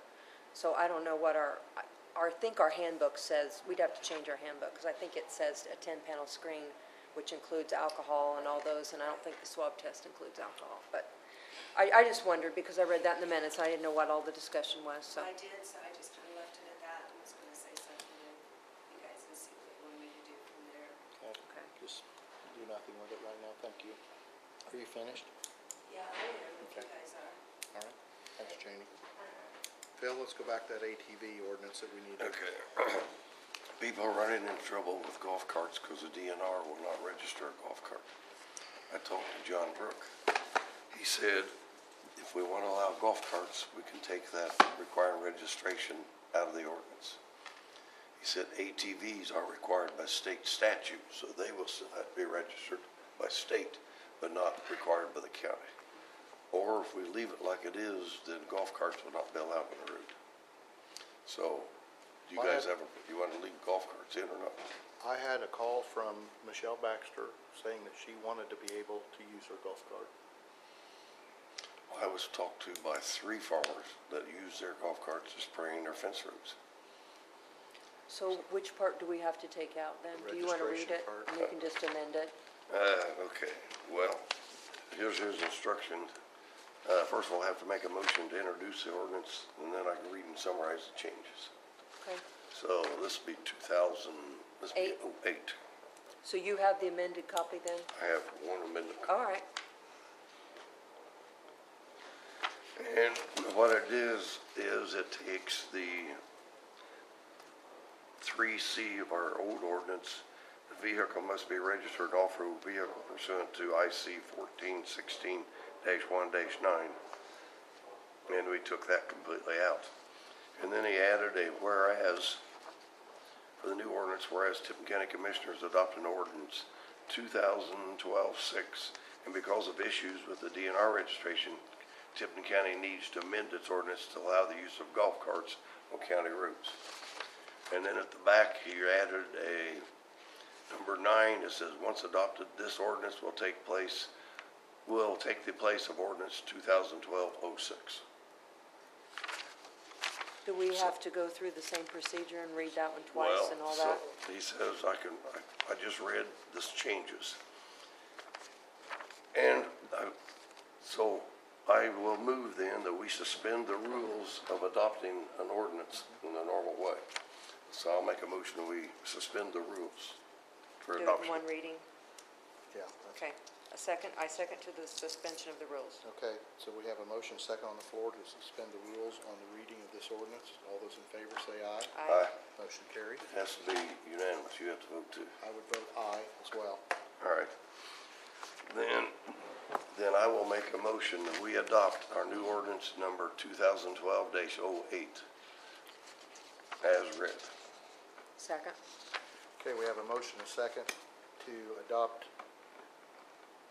an amended ordinance to the ATV ordinance, which is 2012-08,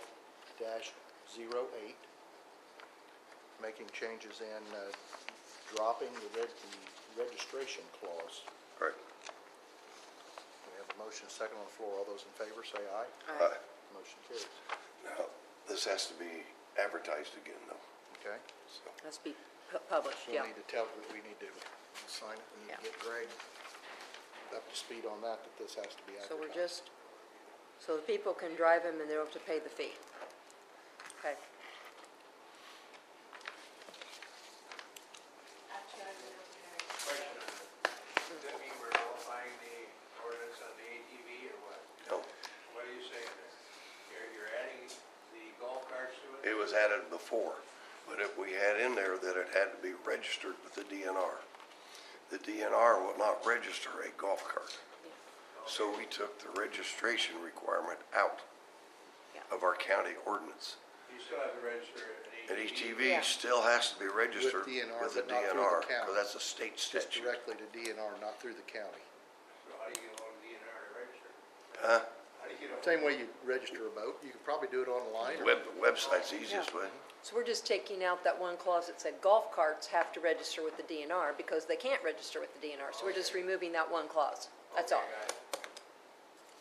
Michelle Baxter was going around circles because she called DNR and they said, we don't register golf carts. So then she called the sheriff's department and they said, we don't know what you're talking about. We don't know how to do this. And so that's how That this one needs to be signed and started, recorded. how this came about. Well, when he gets back here.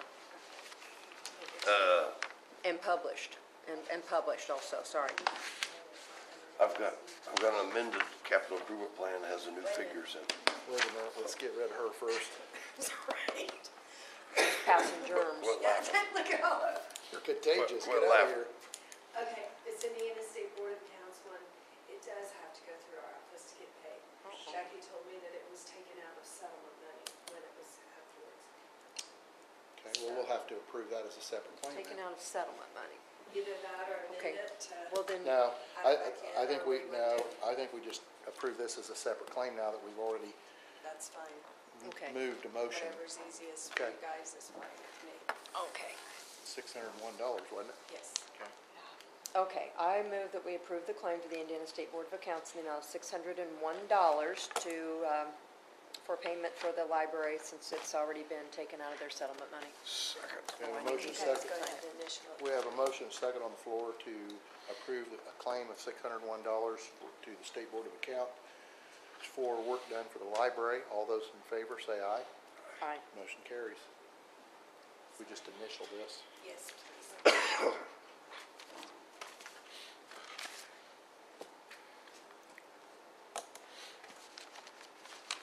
Did they get a copy of Greg, for that new ordinance? It's probably too late. You've been on antibiotics for more than 24 hours? On the ATV, Okay, good. that's been explained, but better double Okay, check it. good, you're not contagious then. You're talking about getting it Has advertised. she got it? Yeah, she has it. Yeah. Wow. Hey, Okay. you will tell Greg that he has to advertise that ATV ordinance, that new one.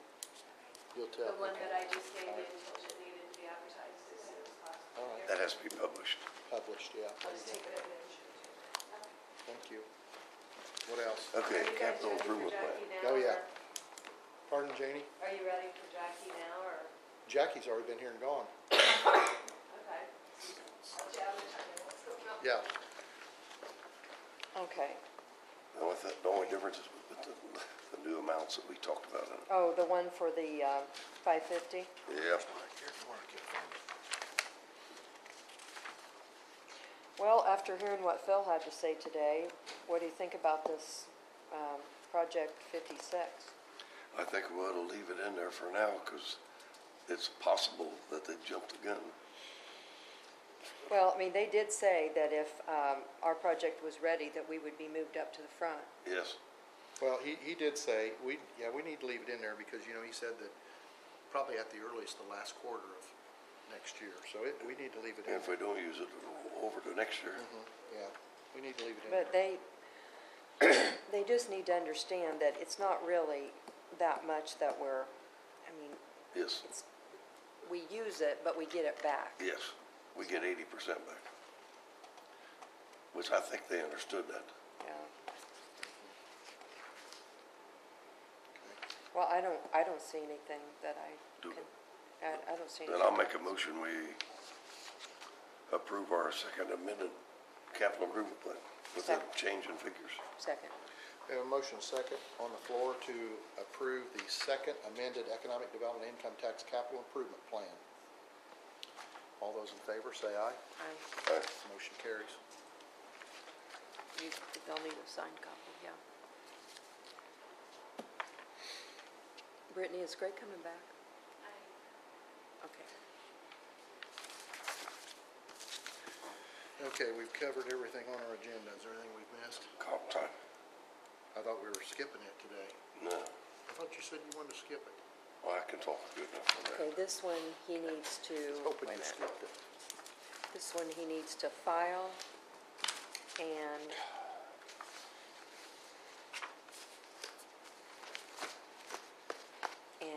sign. Comp time. Yeah, you're our committee chairman, aren't you? On the comp Yeah, I time. was, but the committee kind of disbanded. Okay, so you're just, So I went back with it, because the council scolded me again, because we haven't done anything with our comp time. I went and talked to Brad and asked him specifically, what do they want? He says they want a cap put on it, because they can't budget any amounts that way. and how do you cap it and at how much? Well, that's what we have to decide. I went and talked to every office, every elected official, and their help. Every one of them they say they need comp time, they like the comp time, they prefer we didn't touch it. So my first thoughts are, okay, if it's working and people like it, then they need to budget the payout, because they can go back for past history and know how much payout they've had. Why can't the council budget for a payout on comp time? Well, So my recommendation as of right now is we don't do anything unless you guys want to do something with it. I would take the recommendation of all the people that are working, have to deal with it. well, from the council standpoint, you can go up to 240 hours, so I guess they're gonna never know who might reach that. So they're probably looking at it saying, if we budget for everybody possible getting 240 hours, and for some reason they all quit, that's a lot of money, But the only time they got a budget for it is if somebody quits, they pay out. right.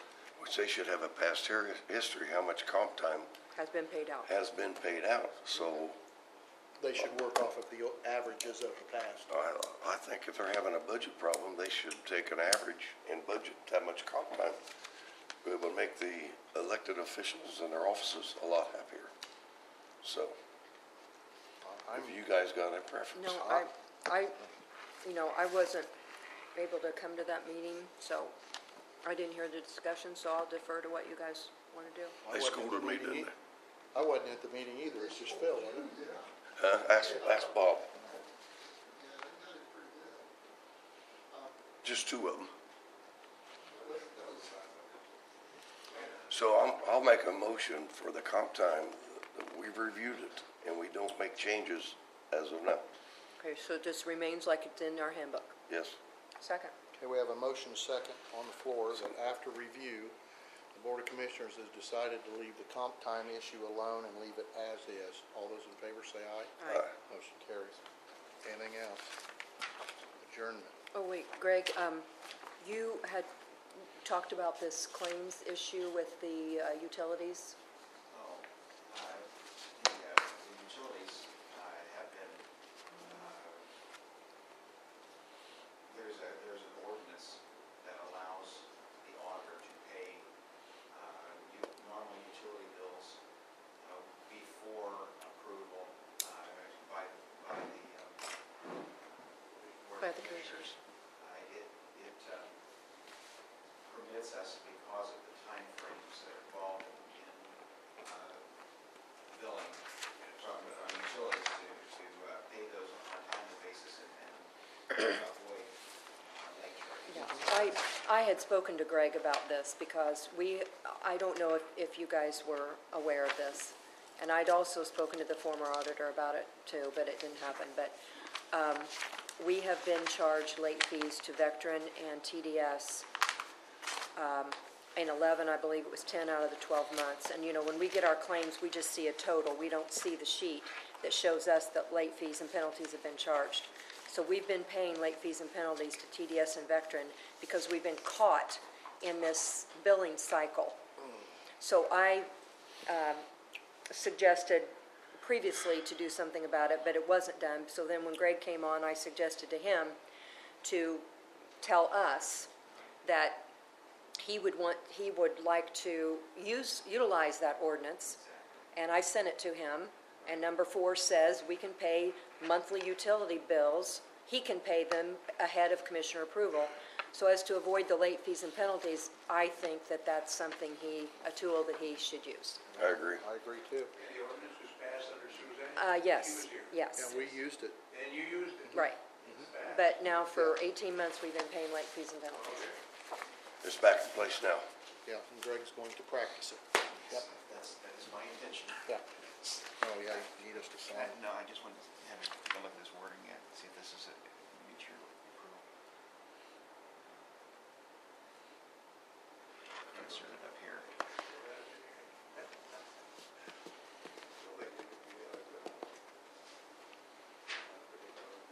I think that's right. You can let the other commissioners look at it, but You feel free to correct my grammar. I'm sorry, my handwriting, I can interpret if that's on the rezone, he put a statement in there that those conditions are to be recorded in the recorder's office. Because, in John's suggestion, it could be attached to the deed, but he said a cleaner way to do it is to have it recorded, because he said then it will follow the title of the property, but it's not actually an attachment to the deed, which is more complicated. It does have the legal description to the property as Exhibit A And on that. you're all familiar with this stuff.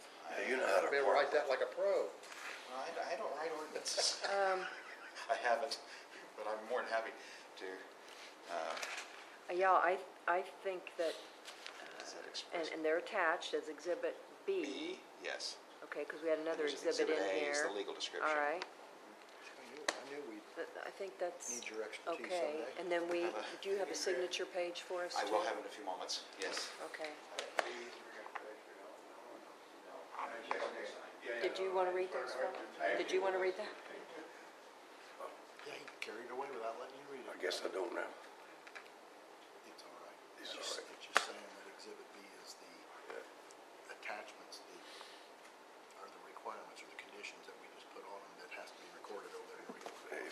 agree to it. Okay with me. It was exactly what we said. You just put it in writing. Bob? In reading the newspaper, what can you tell us about money that was spent from the auditor's office in return? Nothing. I don't have any comment. Did it happen? It's in the paper that it happened. I'm asking you, did it happen? If it was in the yes, it happened. Will there be a complaint filed for charges? I don't know that for sure. I mean, will you file? I mean, No, you're I'm not. the information. No, I'm not, no. I have no plans on filing the complaint. Any person can file the complaint if they see a reason to do it. And what would be the purpose of doing that? Well, Bob, I can tell you that I've had numerous phone calls, and I noticed on the Kokomo Tribune website, some people commented, why isn't she being charged with theft? Well, do you want to file the complaint? My position is that, if I rob a bank and give the money back, that doesn't absolve me of the crime. So I think a prosecution should commence, yes. Well, the reason I asked that, I had a lot of people asking where you guys are. Yeah. If I kidnap a child and give it back, that doesn't mean I didn't do the crime. Yes, I believe that an investigation, a criminal investigation should commence. But somebody's got to institute it. Who's going to institute it? Well, John Any Brook had, citizen. well, it's, Go ahead. if anybody has the, any Any of these citizen. three commissioners or Yeah. anybody here in You this got it. audience We can do it. understand that, Mike. I think it'd be better for Tipton County if we just forget it. We made a newspaper three times last week. We made the paper. So where does the person get the information that happened? I obviously, I wasn't part of it. Well, it's been reported in the paper, and that's pretty much the, Bastide said he got the paperwork, Ken has an email from John Brook. and he said where'd he get it from, the treasurer's office, or where'd he get that from? Yeah, I think he got the records probably from the treasurer. Yeah. Well, I guess I'm taking a harder stance on it because I think that if you let it go, then it's just a signal that you can let it go and someone can get away with something. And I personally have been specially investigated 4 times for nothing. So, Well, then I suggest you file the complaint. well, I guess I could do Because you that. have the right to do it, so. I could do that. I'll do that. Anything else? Or Bob could do it. Bob's the one that brought it up, he could do it. Why don't you file a complaint if you think it's necessary? Yeah, I certainly could, couldn't it? I was just asking for information. Motion to adjourn. The paper made it clear that you had the information. Well, Did you have the information? I had the same information that John Brook had, and that Rhett Kernett had. I mean, part of this surfaced in our last meeting, which that's reported in the paper. And there's no reason to talk about it anymore. So if you want to talk about it, you can do whatever you want to do. But I guess I was just looking out for county. And that's one comment that John Brook has made. The county has been made whole. The county has been reimbursed for both of those. Does it make it right? No. And matter of fact, if you read my statement to Ken Delbesteed, that does make it right. Not paying it back, paying it back. The fact is, it's still wrong to do it, whether you tried to correct it after the fact. I agree with that. And I agree with that also. But I don't know what the county gains by continuing on with it. But that's anyone's prerogative. They can do whatever they want to do. I mean, I just wonder what the county gains by the judicial system prosecuting anybody. That's what my stance is. A theft is a theft. I don't know why you have to separate. Motion to adjourn. Some get charged, some don't. I have second. A motion second on the floor to adjourn. All those in favor, say aye. Aye. Motion